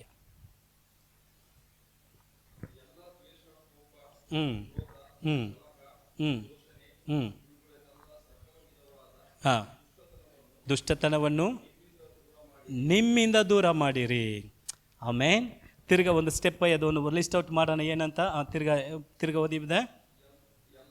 ಎಲ್ಲ ದ್ವೇಷ, ಕೋಪ, ಕ್ರೋಧ, ಕಲಹ, ದೂಷಣೆ ಇವುಗಳೆಲ್ಲ ಸಕಲ ವಿಧವಾದ ದುಷ್ಟತನವನ್ನು ನಿಮ್ಮಿಂದ ದೂರ ಮಾಡಿದ. ಫಸ್ಟ್ ನಮ್ಮ ಒಂದು ಕುಟುಂಬ ಅಲ್ವಾ, ಅವರ ಫ್ಯಾಮ್ಲಿ, ನಮ್ಮ ಗಂಡ ಹೆಂಡತಿ ಮಕ್ಕಳು. ಸೆಕೆಂಡ್ ಫ್ಯಾಮಿಲಿ ಅಂತ ಬರುವಾಗ ಚರ್ಚ್, ನಮ್ಮ ಸಹೋದರಿ, ಚರ್ಚಲ್ಲಿ ಬರೋಲ್ಲ ಬ್ರದರ್ ಸಿಸ್ಟರ್ ಅಂತೀವಿ, ಅಂಕಲ್ ಆಂಟಿ ಅಂತೀವಿ. ದಟ್ ಕ್ಲೋಸ್ ರಿಲೇಷನ್ಸ್ ಅಲ್ವಾ, ಕ್ಲೋಸ್ ರಿಲೇಷನ್. ಹಾಗೆ ಅದರಲ್ಲಿ ನಮ್ಮ ಒಂದು ವೇಳೆ ಕ್ರೋಧ, ಕೋಪ ಅಲ್ವಾ, ಒಂದು ವೇಳೆ ಕೈ, ಅವ್ರ ಮೇಲೆ ಇರುವಂಥ ಕೆಲವು ಕಾರ್ಯಗಳು, ಒಂದು ವೇಳೆ ಒಂದು ಸತಿ ಮಾತಾಡಿರ್ತಾರೆ, ಅವ್ರು ನಡೆದುಕೊಂಡಿರುವ ವಿಧಾನ ಬಾಧಿಸಿರ್ಬೋದು. ಇದು ಇದೆಯಾ? ಇದೆಲ್ಲ ಒಂದು ಕೆಟ್ಟ ಒಂದು ಕಸದ ಒಂದು ಮೂಟೆ ಥರ. ಅದನ್ನು ಎಷ್ಟು ನಾವು ಇಟ್ಟಿರ್ತೇವೋ ಅಷ್ಟು ಸ್ಮೆಲ್ ಬರ್ತದೆ, ಬ್ಯಾಡ್ ಸ್ಮೆಲ್ ಬರ್ತದೆ. ಕೆಲವು ಸತಿ ನಾವು ಊಟ ಎಲ್ಲ ಮುಗಿಸಿ ನಾವು ಅದನ್ನು ಎಲ್ಲ ಕಸಗಳನ್ನು ಕಟ್ಟಿ ನಾವು ಚರ್ಚ್ನಲ್ಲಿ ಇಟ್ಬಿಟ್ಟು ಹೋಗಿ ನಾವು ಒಂದು ವೇಳೆ ಮರ್ತುಬಿಟ್ಟು ವಾರ ಎಂಡಲ್ಲಿ ಬಂದರೆ ಒಳಗಡೆ ಬರೋಕ್ಕಾಗಲ್ಲ. ಒಂದು ಸತಿ ಇಲ್ಲಿ ಏನೋ ಸತ್ತೋಗಿದೆ ಅಂತ ಎಲ್ಲೋ ಹುಡುಕಿದ್ರು ನೋಡಿ, ಏನಿಲ್ಲ, ನೋಡಿದ್ರೆ ಕಸದಲ್ಲಿ ಯಾರೋ ಬಿರಿಯಾನಿ ತಿಂದು ಹಾಕ್ಬಿಟ್ಟು ಹೋಗ್ಬಿಟ್ಟಿದ್ದಾರೆ ಆ ಒಂದು ಪಾರ್ಸಲ್ ಸ್ಮೆಲ್. ಯಾಕಂದರೆ ಈಗ ನಾರ್ಮಲ್ ಆಗಿ ಈಗ ಸ್ಮೆಲ್ ಬರಲ್ಲ. ಅದು ನಾವು ಆ್ಯಕ್ಚುಲಿ ಅದು ಕ್ರಿಸ್ಮಸ್ ಟೈಮಲ್ಲಿ ಈ ಮೂಟೆ ಇನ್ನೂ ಇದೆ, ಆ ಸ್ಮೆಲ್ ಬರಲ್ಲ. ಯಾಕಂದರೆ ಜಸ್ಟ್ ಅದು ಕೇಕ್, ಅದು ಗ್ಲಾಸ್, ಅದು ಏನಾಗಲ್ಲ. ಆದರೆ ಯಾರೋ ಒಂದು ಬಿರಿಯಾನಿ ತಿಂದು 2 ಮೂಲೆ ಇರೋದನ್ನ ಹಾಗೆ ಬಿಟ್ಟು ಹೋಗ್ಬಿಟ್ಟಿದ್ರೆ ಇಡೀ ಸ್ಮೆಲ್ ಮಾಡಿಬಿಡ್ತದೆ. ಈಗ ನಮ್ಮ ಜೀವನ ಹಾಗೆ. ನಾವು ಅದನ್ನ ಒಬ್ಬರ ಬಗ್ಗೆ ಕೈ ಇಟ್ಟಿರುವಾಗ, ಕೋಪ ಇಟ್ಟಿರುವಾಗ, ಕುಟುಂಬದಲ್ಲಿ ಇರುವವ್ರ ಮೇಲೆ ಇರಬಹುದು, ಸಭೆಯಲ್ಲಿ, ಅದು ಸ್ಮೆಲ್, ಬ್ಯಾಡ್ ಸ್ಮೆಲ್. ಅದು ಕೆಟ್ಟ ದುರ್ವಾಸನೆ ಬರ್ತದೆ. Just examine our self. ಈಗ ನಾವು ಮನುಷ್ಯರಾಗಿದ್ದೇವೆ, ನಮಗೆ ಕೋಪ ಬರ್ತದೆ, ನನಗೂ ಕೋಪ ಬರ್ತದೆ. ನಾನು ಹೇಳ್ತೀನಿ ನೋಡಿ, ನಿಮ್ಮ ಎಲ್ಲರಿಗಿಂತ ನನಗೆ ಜಾಸ್ತಿ ಕೋಪ ಬರ್ತದೆ. ಬಟ್ ನಿಮ್ಗೆ ಗೊತ್ತಾಗಲ್ಲ, ಯಾಕಂದರೆ ನಾನು ತೋರಿಸ್ಕೊಳ್ಳಲ್ಲ. ನನಗೆ ನಿಜವಾಗಲೂ ನಾನೆಲ್ಲ ಭಯಂಕರವಾದ ಕೋಪಿಷ್ಟ ಅಂತ ನನ್ನ ಪ್ಯಾರೆಂಟ್ಸ್ ನನಗೆ ಸರ್ಟಿಫಿಕೇಟ್ ಕೊಟ್ಟಿದ್ದೆ, ಇದನ್ನು ಕೋಪಿಷ್ಟ ಅಂತ. ಆ ಥರ ಅಂಥ ಕೋಪಿಷ್ಟ ನಾನು. ನಿಮ್ಗೆ ನೋಡಿದ್ರೆ ಗೊತ್ತಾಗಲ್ಲ. But control, the fruit of the spirit ನಾನು ಕಂಟ್ರೋಲ್ ಮಾಡ್ತಾ ಇದ್ದೆ. ಅದನ್ನು ತೋರಿಸ್ತಾ ಇಲ್ಲ. ಒಳಗಡೆ ಇದ್ದರೂ ನಾನು ತೋರಿಸ್ತಾ ಇಲ್ಲ. ನಿಮಗೆ ಒಂದು ಪ್ರತಿಕ್ರಿಯೆ ನಾನು ಮಾಡ್ತಾ ಇಲ್ಲ. ಕೋಪದಲ್ಲಿ ಪ್ರತಿಕ್ರಿಯೆ ಮಾಡ್ತಾ ಇಲ್ಲ. ನನ್ನ ಕೋಪದಲ್ಲಿ ಏನಾದ್ರು ಒಂದು ಕ್ಷಣ ಮಾಡುವಾಗ ಅದು ದೊಡ್ಡ ಬಾಧನೆ ಆಗ್ತದೆ. ಈಗೇನು ಪ್ರತಿಯೊಬ್ಬರು ಹಾಗೆ ಒಂದು ಕೋಪದಲ್ಲಿ ನಾವು ಮಾಡುವ ಒಂದು ಸಣ್ಣ ಕಾರ್ಯ ದೊಡ್ಡ ಬಾಧನೆ ಮಾಡ್ತದೆ ನಮ್ಮ ಜೀವನದಲ್ಲಿ. ಇಡೀ ಕೆಲವು ಸತಿ ಎಲ್ಲ ಒಂದು ಮಾತು ಸಾಕು ಗೊತ್ತಾ, ಒಂದು ಸಮಸ್ಯೆಗೆ ಒಂದು ಮಾತು ಸಾಕು. ಅದು ಬೆಂಕಿಯಾಗಿ ಕಾಡನ್ನು, ಸಂಪೂರ್ಣ ಕಾಡೇ ಅದನ್ನು ಇದು ಮಾಡುವಾಗೆ ನಮ್ಮ ಜೀವಿತವನ್ನೇ ನಾಶ ಮಾಡಿಬಿಡ್ತದೆ. ಒಂದು ಮಾತು, ದ ಬ್ಯಾಡ್ ವರ್ಡ್, ಕೋಪದಲ್ಲಿ ಬರುವ ಒಂದು ಮಾತು, ಆಮೇಲೆ ಇಡೀ ಕಾರ್ಯವನ್ನು ತಲೆ ಕೆಳಗಾಗಿ ಮಾಡಿಬಿಡ್ತದೆ. ಮೈಂಡ್ ಯುವರ್ ವರ್ಡ್ಸ್ ಅಂತ ಹೇಳ್ತಾರೆ. ಇದು ಬೊಯ್ಯುವ ಥರ ಇರ್ತಾರೆ. Mind your words. ನಿಮ್ಮ ವಾಕ್ಯವನ್ನು ಗಮನಿಸಿರಿ. ಯಾವ ವಾಕ್ಯ ಮಾತಾಡ್ತೀರಿ, ಏನು ಬರ್ತಾ ಇದೆ ನಿಮ್ಮ ಬಾಯಿನಲ್ಲಿ, ಅದು ಬರ್ಬಹುದಾ? ನೀವು ದೇವರನ್ನು ಸ್ತುತಿಸಬಹುದು, ನೀವು ದೇವರ ಮಕ್ಕಳು, ನೀವು ದೇವರನ್ನು ಅರಿತಿರುವವರು, ನೀವು ದೇವರ ಗರ್ಭದ ಗುಡಿ. ನಿಮ್ಮ ಬಾಯಲ್ಲಿ ಆ ಮಾತು ಬರ್ಬೋದ? Mind your words. ನಿಮ್ಮ ಕೋಪ, ನಿಮ್ಮ ದ್ವೇಷ, ಇವುಗಳೆಲ್ಲ ಏನಿದೆ ನಾವು ಒಂದು ವೇಳೆ ಕುಟುಂಬದಲ್ಲಿ ಇಟ್ಟಿರ್ಬೋದು. ಇದೆಲ್ಲ ಹಳೆ ಮೂಟೆಗಳನ್ನು ಹಾಗೇ ಹೊತ್ಕೊಂಡು ತಿರ್ಗಾ 2025 ನಾವು ಅದನ್ನು ದುರ್ವಾಸನೆ ಮಾಡೋದಕ್ಕೋಸ್ಕರ ಹೋಗ್ತಾ ಇದ್ದೇವಾ? ಅಥವಾ ಈ ಮೂಟೆ ಎಲ್ಲ ತೆಗೆದು ಹೋಗಿ BBMP ಆ ಒಂದು ಗಾಡಿಗೆ ಹಾಕ್ಬಿಟ್ಟು ನಾವು ಒಂದು ನೂತನವಾದ ಒಂದು ಚೀಲದೊಟ್ಟಿಗೆ ಹೊಸ ವರ್ಷಕ್ಕೆ ಹೋಗಿ ಆಮೇಲೆ ಆ ವರ್ಷದಲ್ಲಿ ನಾವು ಅದೆಲ್ಲ ಸೇರಿಸ್ಕೊಂಡು ಆ ವರ್ಷದ ಅಂತ್ಯದಲ್ಲಿ ತಿರ್ಗಾ BBMP ಹಾಕ್ಬಿಟ್ಟು ಮುಂದೆ 2026 ಬರ್ತದೆ, ಆಗ ಇನ್ನೊಂದೊಂದು ಗೋಣಿ ಚೀಲ ತಗೊಳ್ಳೋಣ, ಈ ಥರ ನಾವು ಹೋಗ್ತಾ ಇರೋಣ. ಆದರೆ ಇವತ್ತು 2024ನಲ್ಲಿ ನಮ್ಮ ಎಲ್ಲ ಕಸಗಳನ್ನೆಲ್ಲ ನಾವು ಕಟ್ಟಿ ಹಾಕುವುದಕ್ಕೆ ಎಷ್ಟು ಜನ ಸಿದ್ಧವಾಗಿದ್ದೀರಾ? ಆಮೇಲೆ ಇರುವಂಥ ಸ್ಥಳದಲ್ಲಿ ಹಾಕಿ ಎದ್ದು ನಿಂತುಕೊಳ್ಳೋಣ. ಆಮೇಲೆ ನಮ್ಮನ್ನೇ ನಾವು ಶುದ್ಧಿ ಮಾಡಿಕೊಂಡ್ರೆ, ಯೋಶುವನ ಪುಸ್ತಕ 3ನೇ ಅಧ್ಯಾಯ 5ನೇ ವಾಕ್ಯ ಹೇಳ್ತದೆ, ನಿಮ್ಮನ್ನು ನೀವು ಪರಿಶುದ್ಧ ಮಾಡಿಕೊಳ್ಳ್ರಿ, ದೇವರು ನಾಳೆ ಅದ್ಭುತ ಕಾರ್ಯಗಳನ್ನು ಮಾಡುತ್ತಾರೆ. ನಿಮ್ಮನ್ನು ನೀವು ಇವತ್ತು ಪರಿಶುದ್ಧ ಮಾಡಿಕೊಂಡ್ರೆ, ಇವತ್ತು ನಿಮ್ಮನ್ನು ಶುದ್ಧಿ ಮಾಡಿಕೊಂಡ್ರೆ, ಇವತ್ತು ನಿಮ್ಮನ್ನು ಸಿದ್ಧ ಮಾಡಿಕೊಂಡ್ರೆ, ದೇವರು ನಾಳೆ ದಿನದಲ್ಲಿ ದೊಡ್ಡ ಕಾರ್ಯ ಮಾಡಲಿದ್ದಾರೆ. ನಾಳೆ ನಮಗೆ 3ನೇ ದಿನ ಉಪವಾಸ ಪ್ರಾರ್ಥನೆ ಒಟ್ಟಿಗೆ ನಮಗೆ ಕರ್ತನ ಮೇಜು ಇರುತ್ತದೆ. ನಾವು ದೇವರ ಸಮ್ಮುಖದಲ್ಲಿ ನಾವು ಅದರಲ್ಲಿ ಪಾಲ್ಗೊಳ್ಳಲಿದ್ದೇವೆ. ಅಂದ ಸಿದ್ಧತೆ ಒಟ್ಟಿಗೆ ನಾವು ಹಂಗೆ ಸ್ವಲ್ಪ ಹೊತ್ತು ದೇವರ ವಾಕ್ಯದ ಬೆಳಕಿನಲ್ಲಿ ನಮ್ಮನ್ನಿಟ್ಟು ನೋಡೋಣ. ದೇವರ ಸಮ್ಮುಖದಲ್ಲಿ ನಾನು ಹೇಗೆ ಇದ್ದಿದ್ದೇನೆ, ನನ್ನ ಒಂದು ಬಾಯಿಯ ಮಾತು, ನಾನು ದೇವರಿಗೆ ಕೊಟ್ಟಂಥ ಪ್ರಾಮುಖ್ಯತೆ, ದೇವರ ವಾಕ್ಯಕ್ಕೆ ಕೊಟ್ಟಂಥ ಪ್ರಾಮುಖ್ಯತೆ, ದಿನನಿತ್ಯ ಪ್ರಾರ್ಥನೆಯಲ್ಲಿ ನಾನು ಕಳೆದ ಕಾರ್ಯ, ದೇವರ ಆಲಯ ಎಂಬುದಾಗಿ ಬರುವಾಗ, ದೇವರಿಗಾಗಿ ಎಂಬುದಾಗಿ ಕೊಡುವುದು ಎಂಬುದಾಗಿ ಬರುವಾಗ ನಾನು ಹೇಗೆ ನನ್ನ ಪ್ರತಿಫಲ, ನನ್ನ ಒಂದು ಫಲವನ್ನು, ನನ್ನ ಒಂದು ಜೀವಿತವನ್ನು ನಾನು ತೋರಿಸುವುದರಲ್ಲಿ ಹೇಗೆ ನಡೆದುಕೊಂಡಿದ್ದೇನೆ. ನನ್ನ ಒಂದು ಜೀವನದಲ್ಲಿ ನನ್ನಲ್ಲಿ ಯಾವ ರೀತಿಯಾದ ಕೈಯಾದಂಥ ಕಾರ್ಯಗಳು ಇದೆಯಾ? ನಾನು ನನ್ನ ಒಂದು ಕುಟುಂಬದಲ್ಲಿ, ನನ್ನ ಒಂದು ಸ್ವಂತ ಸಹೋದರನ ಮೇಲೆ, ಸಹೋದರಿ ಮೇಲೆ, ಅಥವಾ ನನ್ನ ಹೆಂಡತಿ ಮೇಲೆ, ನನ್ನ ಗಂಡನ ಮೇಲೆ ಯಾವುದಾದ್ರು ಕೈಯಾದ ಕಾರ್ಯಗಳು, ದ್ವೇಷ ಇದೆಯಾ? ಅದೆಲ್ಲವನ್ನ ದೇವರ ಸಮ್ಮುಖದಲ್ಲಿ, ದೇವರೇ ನನ್ನನ್ನು ಕ್ಷಮಿಸಿ ಬಿಡಪ್ಪ, ನನ್ನ ಎಲ್ಲ ರೀತಿಯಾದ ಅಶುದ್ಧವಾದ ಕಾರ್ಯಗಳು, ನನ್ನ ಒಲಸಾದ ಕಾರ್ಯಗಳು ನನ್ನಿಂದ ತೆಗೆದು ಬಿಡು ದೇವರೇ ಅನ್ನುವಂಥ ಪ್ರಾರ್ಥನೆಯೊಟ್ಟಿಗೆ ಎಲ್ಲರಾಗಿ ಪ್ರಾರ್ಥನೆ ಮಾಡೋಣ. ನಿಮಗೆ ಇದು ದೇವರಿಗಿರುವಂಥ ಸಮಯ ಒಂದು 3-4 ನಿಮಿಷಗಳು ಹಾಗೆ ಪ್ರಾರ್ಥನೆ ಮಾಡಿ ದೇವರಿಗೆ ಒಪ್ಪಿಸಿಕೊಡಿ. ಹಾಲೆಲೂಯಾ, ಸ್ತೋತ್ರಪ್ಪ, ಸ್ತೋತ್ರ. ಆಗ ದೇವರಾತ್ಮ ನಿಮ್ಮ ಮನಸ್ಸಲ್ಲಿ ಯಾವುದನ್ನೆಲ್ಲ ಹೇಳುತ್ತಾರೋ, ದೇವರಾತ್ಮನು ಆಗ ನಿಮ್ಮ ಮನಸ್ಸಿಗೆ ಯಾವುದೆಲ್ಲ ಕೊಡ್ತಾನೋ ಅದೆಲ್ಲವನ್ನ ದೇವರ ಮುಂದೆ ಅರಿಕೆ ಮಾಡಿ. ಹಾಲೆಲೂಯಾ, ಸ್ತೋತ್ರ ಕರ್ತನೆ, ಸ್ತೋತ್ರಪ್ಪ, ಒಪ್ಪಿಸಿಕೊಡ್ತಾ ಇದ್ದೇವೆ. ಹಾಲೆಲೂಯಾ, ನಿನ್ನ ಶ್ರೇಷ್ಠವಾದ ರಕ್ತ, ಯೇಸುವಿನ ರಕ್ತ ಸಕಲ ಪಾಪಗಳನ್ನು ತೊಳೆದು ನಮ್ಮನ್ನು ಶುದ್ಧಿ ಮಾಡುತ್ತದೆ. ನಮ್ಮ ಪಾಪಗಳನ್ನು ತೊಳೆಯುವುದಕ್ಕೆ ಈ ಲೋಕದಲ್ಲಿರುವ ಒಂದೇ ಕಾರ್ಯ, ಅದು ಯೇಸುವಿನ ರಕ್ತವೇ ಮಾತ್ರ.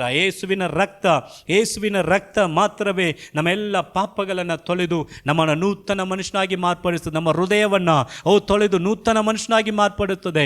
ನಮ್ಮ ಮನಸ್ಸನ್ನು ಶುದ್ಧೀಕರಿಸುತ್ತದೆ. ನಮ್ಮ ಕ್ರಿಯೆಗಳನ್ನು ಶುದ್ಧೀಕರಣೆ ಮಾಡುತ್ತದೆ. ಇದು ಎಲ್ಲೇ ಹೋದರೂ ನಮಗೆ ಸಿಗುವುದಿಲ್ಲ. ಯೇಸು ಸ್ವಾಮಿಯ ರಕ್ತ ಮಾತ್ರವೇ ನಮ್ಮೆಲ್ಲ ಪಾಪಗಳನ್ನು, ನಮ್ಮ ದ್ವೇಷಗಳನ್ನು, ನಮ್ಮ ಅಶುದ್ಧತೆಗಳನ್ನು ತೊಳೆದು ಶುದ್ಧಿ ಮಾಡ್ತದೆ. ಪ್ರಾರ್ಥನೆ ಮಾಡೋಣ. ಪ್ರಾರ್ಥನೆ ಮಾಡಿ ದೇವರ ಸಮ್ಮುಖದಲ್ಲಿ ಹೇಳ್ರಿ, ದೇವರೇ ನನ್ನನ್ನು ಶುದ್ಧೀಕರಿಸಪ್ಪ, ನನ್ನ ಆತ್ಮ ಪ್ರಾಣ ದೇಹವನ್ನು ಶುದ್ಧೀಕರಿಸು ದೇವರೇ, ನನ್ನನ್ನು ಶುದ್ಧೀಕರಿಸು ದೇವರೇ. ಹಾಲೆಲೂಯಾ. ದೇವರು ನಮ್ಮ ಮಧ್ಯದಲ್ಲಿ ದೊಡ್ಡ ಮಹತ್ ಕಾರ್ಯಗಳನ್ನು ಮಾಡಬೇಕಂದ್ರೆ, ದೇವರು ನಮ್ಮ ಮಧ್ಯದಲ್ಲಿ ಆತನ ಮಹಾ ದೊಡ್ಡ ಕಾರ್ಯಗಳನ್ನು ಮಾಡಬೇಕಂದ್ರೆ, ಇವತ್ತು ಆತನ ಸಮ್ಮುಖದಲ್ಲಿ ಶುದ್ಧೀಕರಿಸಿಕೊಳ್ಳ್ರಿ, ಶುದ್ಧಿ ಮಾಡಿಕೊಳ್ಳ್ರಿ. ಯೆಹೋವನು ನಾಳೆ ನಿಮ್ಮ ಮಧ್ಯದಲ್ಲಿ, ನಮ್ಮ ಮಧ್ಯದಲ್ಲಿ ಅದ್ಭುತಗಳನ್ನು ನಡೆಸುತ್ತಾನೆ. ಆಮೇನ್. ಹಾಗೆ ನಮ್ಮ ಸಭೆಯಲ್ಲಿರುವ ಪ್ರತಿಯೊಂದು ಕುಟುಂಬಗಳನ್ನು ದೇವರ ವಾಕ್ಯದ ಬೆಳಕಿನಲ್ಲಿ ನಾವು ಪ್ರಾರ್ಥನೆ ಮಾಡೋಣ. ದೇವರೇ, ಅವರನ್ನು ಶುದ್ಧೀಕರಿಸು. ಸಭೆಯಾಗಿ ನಮ್ಮ ಎಲ್ಲರನ್ನು ಶುದ್ಧೀಕರಿಸು ದೇವರೇ. ನಮ್ಮೆಲ್ಲರ ಆತ್ಮ ಪ್ರಾಣ ದೇಹವನ್ನು ತೊಳೆದು ಶುದ್ಧೀಕರಿಸು ದೇವರೇ. ಶುದ್ಧೀಕರಿಸು ನಿನ್ನ ಪರಿಶುದ್ಧವಾದ ರಕ್ತದಿಂದ. ನಮ್ಮೆಲ್ಲ ಪಾಪಗಳನ್ನು, ನಮ್ಮ ಎಲ್ಲ ಅಶುದ್ಧವಾದ ಕಾರ್ಯಗಳನ್ನು ತೊಳೆದು ಶುದ್ಧೀಕರಿಸು ಅಪ್ಪ. ಹಾಲೆಲೂಯಾ. ಹೇಳಿ ಪ್ರಾರ್ಥನೆ ಮಾಡಿ ಆತನ ಸಮ್ಮುಖದಲ್ಲಿ ಹೇಳ್ರಿ, ನಮ್ಮ ಕುಟುಂಬದಲ್ಲಿ ಇರುವಂಥ ಎಲ್ಲ ದ್ವೇಷಗಳನ್ನು ದೇವರು ತೆಗೆದುಹಾಕಲಿ, ಕೈಯಾದ ಕಾರ್ಯಗಳನ್ನು ತೆಗೆದುಹಾಕಲಿ. ವೈಮನಸ್ಸನ್ನು ದೇವರು ತೆಗೆದುಹಾಕಲಿ, ಕೋಪವನ್ನು ತೆಗೆದುಹಾಕಲಿ, ವೈರಾಗ್ಯವನ್ನು ತೆಗೆದುಹಾಕಲಿ. ನಾನು ಮಾತಾಡೋದಿಲ್ಲ ಇವರ ಜೊತೆಗೆ, ನಾನು ಮಾತಾಡೋದಿಲ್ಲ ಅನ್ನುವಂಥ ವೈರಾಗ್ಯವನ್ನು ತೆಗೆದುಹಾಕಲಿ. ದೇವರಿಗೆ ಇಷ್ಟವಿಲ್ಲದೆ, ದೇವರನ್ನು ಮೆಚ್ಚಿಸದೇ ಇರುವ ಎಲ್ಲ ಕಾರ್ಯಗಳು ನಮ್ಮ ಜೀವಿತದಿಂದ, ನಮ್ಮ ಕುಟುಂಬ ಕುಟುಂಬದಿಂದ, ನಮ್ಮ ಸಭೆಯಿಂದ ತೊಲಗಿ ಹೋಗಲಿ. ರಿಗಾಡ ರಗದಲ ಓ ರಬದರ ಶಕ ರಬಲ ರಗಡಲರ. ಒಂದು ಮನಸ್ಸು, ಒಬ್ಬರನ್ನೊಬ್ಬರು ಕ್ಷಮಿಸುವ ಮನಸ್ಸು, ಒಬ್ಬರನ್ನೊಬ್ಬರು ಅಂಗೀಕರಿಸುವ ಮನಸ್ಸು, ಒಬ್ಬರ ಮೇಲೆ ಒಬ್ಬರು ಒಂದು ಮರ್ಯಾದೆನ ತೋರಿಸುವ, ಪ್ರೀತಿಯನ್ನು ತೋರಿಸುವ ಒಂದು ಮನಸ್ಸು ಇರಲಿ. ಕೇಳೋಣ. ಓ ರಬದಲ ಶಕ ರಬಲ ರಿಗಡಲರ. ಎಲ್ಲ ಅಶುದ್ಧತೆಗಳನ್ನ, ಎಲ್ಲ ಬೇಡದಿರುವ ಕಾರ್ಯಗಳನ್ನ ನಮ್ಮ ಜೀವಿತದಿಂದ ತೆಗೆದಾಕಿ ಬಿಡು ದೇವರೇ. ಎಲ್ಲ ಕಸಗಳು, ಎಲ್ಲ ಅನ್ವಾಂಟೆಡ್ ಥಿಂಗ್ ದೇವರೇ, ನಿನಗೆ ಮೆಚ್ಚುಗೆಯಾಗದ ನಿನಗೆ ಮೆಚ್ಚುಗೆ ಆಗದೇ ಇರುವ ಬೇಡದಿರುವ ಎಲ್ಲ ಕಾರ್ಯಗಳನ್ನ ನಮ್ಮ ಜೀವಿತದಿಂದ ತೆಗೆದಾಕು ದೇವರೇ. ಹಾಲೆಲೂಯಾ. ಔರ ಬದಲ ಶಕರಗಡಲ ರಿಗಡನರ. ಹಾಲೆಲೂಯಾ. ನಿನಗೆ ವಂದನೆಯಪ್ಪ.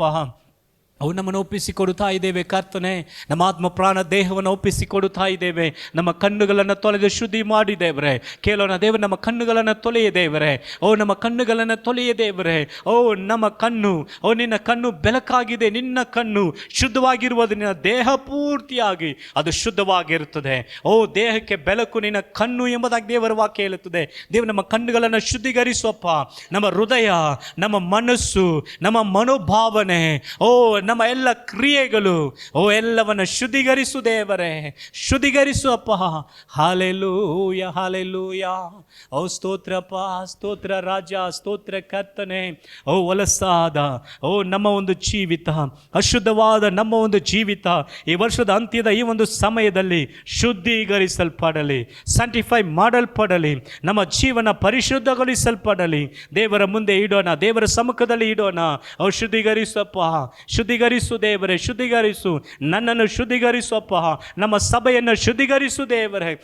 ಒಬ್ಬೊಬ್ಬರನ್ನ, ನಮ್ಮ ಸಭೆಯಲ್ಲಿರುವ ಪ್ರತಿಯೊಂದು ಕುಟುಂಬದವರನ್ನ ಶುದ್ಧೀಕರಿಸು ದೇವರೇ. ಹಾಲೆಲೂಯಾ. ಸ್ತೋತ್ರಪ್ಪ, ಸ್ತೋತ್ರ ಕರ್ತನೆ. ಹಾಗೆ ನಾವು ಪ್ರಾರ್ಥನೆ ಮಾಡೋಣ. ನಾಳೆ ದಿನದಲ್ಲಿ ನಡೆಯಲಿರುವಂತಹ ಕೃತಜ್ಞತಾ ಆರಾಧನೆಯು ಜೊತೆಗೆ ನಾವು ಕಮ್ಯುನಿಯನ್ ತೆಗೆದುಕೊಳ್ಳಲಿದ್ದೇವೆ. ನಾಳೆ ದಿನದ ಆರಾಧನೆಯನ್ನು ದೇವರ ಆಳ್ವಿಕೆಗೆ ಒಪ್ಪಿಸಿಕೊಂಡು ಪ್ರಾರ್ಥನೆ ಮಾಡೋಣ. ದೇವರೇ, ನಾಳೆ ದಿನ ಆರಾಧನೆಯನ್ನು ನೀನು ಆಶೀರ್ವದಿಸುವಪ್ಪ. ಎಲ್ಲರೂ ದಿನದ ಆರಾಧನೆಯಲ್ಲಿ ಬಂದು ಪಾಲುಕೊಳ್ಳಲಿ ಅಪ್ಪ.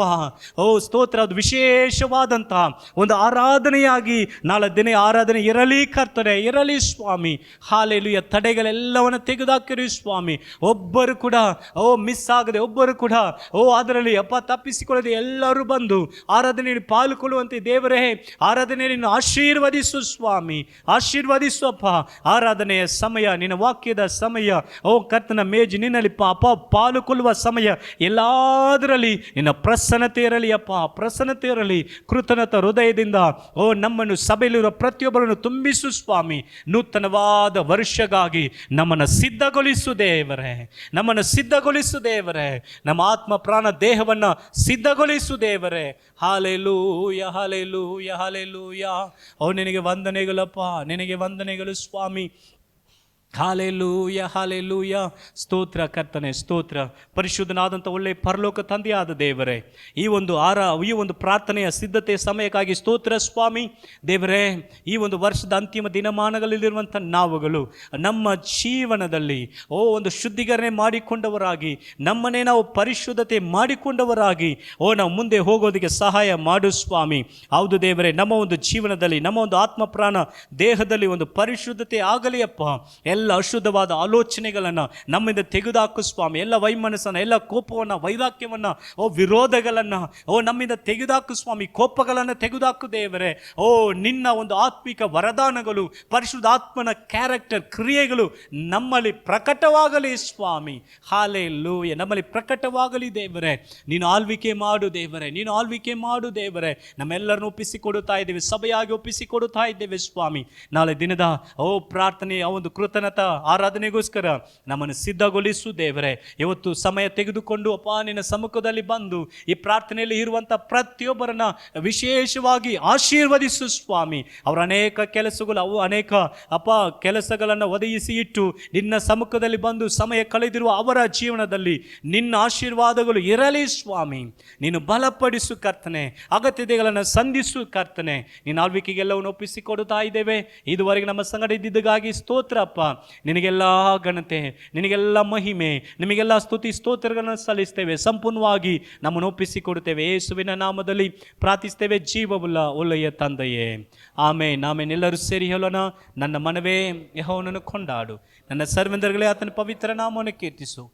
ನನ್ನ ಮನವೇ ಯೆಹೋವನನ್ನು ಕೊಂಡಾಡು, ಆತನ ಮಾಡಿದ ಉಪಕಾರಗಳಲ್ಲಿ ಒಂದನ್ನು ಮರೆಯಬೇಡ. Amen. Praise Lord. God bless all. ಕರ್ತನ ತಾನೇ ನಿಮ್ಮ ಎಲ್ಲರನ್ನ ಆಶೀರ್ವಾದ ಮಾಡಲಿ. ನಾಳೆ ದಿನ ನಮಗೆ ಕರ್ತನ ಮೇಜು ಇರುತ್ತದೆ. ಎಲ್ಲರಿಗೂ ಅದನ್ನು ರಿಮೈಂಡ್ ಮಾಡಿ ಇತರರಿಗೂ ಅದನ್ನು ತಿಳಿಸಿರಿ. ನಾಳೆ ನಾವು ದೇವರ ಸಮ್ಮುಖದಲ್ಲಿ ವಿಶೇಷವಾಗಿ ಕೃತಜ್ಞತೆ ಸಲ್ಲಿಸಿ ನಾವು ಕರ್ತನ ಮೇಜಿನಲ್ಲಿ ಪಾಲ್ಗೊಳ್ಳಲಿದ್ದೇವೆ. God bless all. ದೇವರು ನಿಮ್ಮನ್ನು ಆಶೀರ್ವಾದ ಮಾಡಲಿ. ಆಮೇನ್.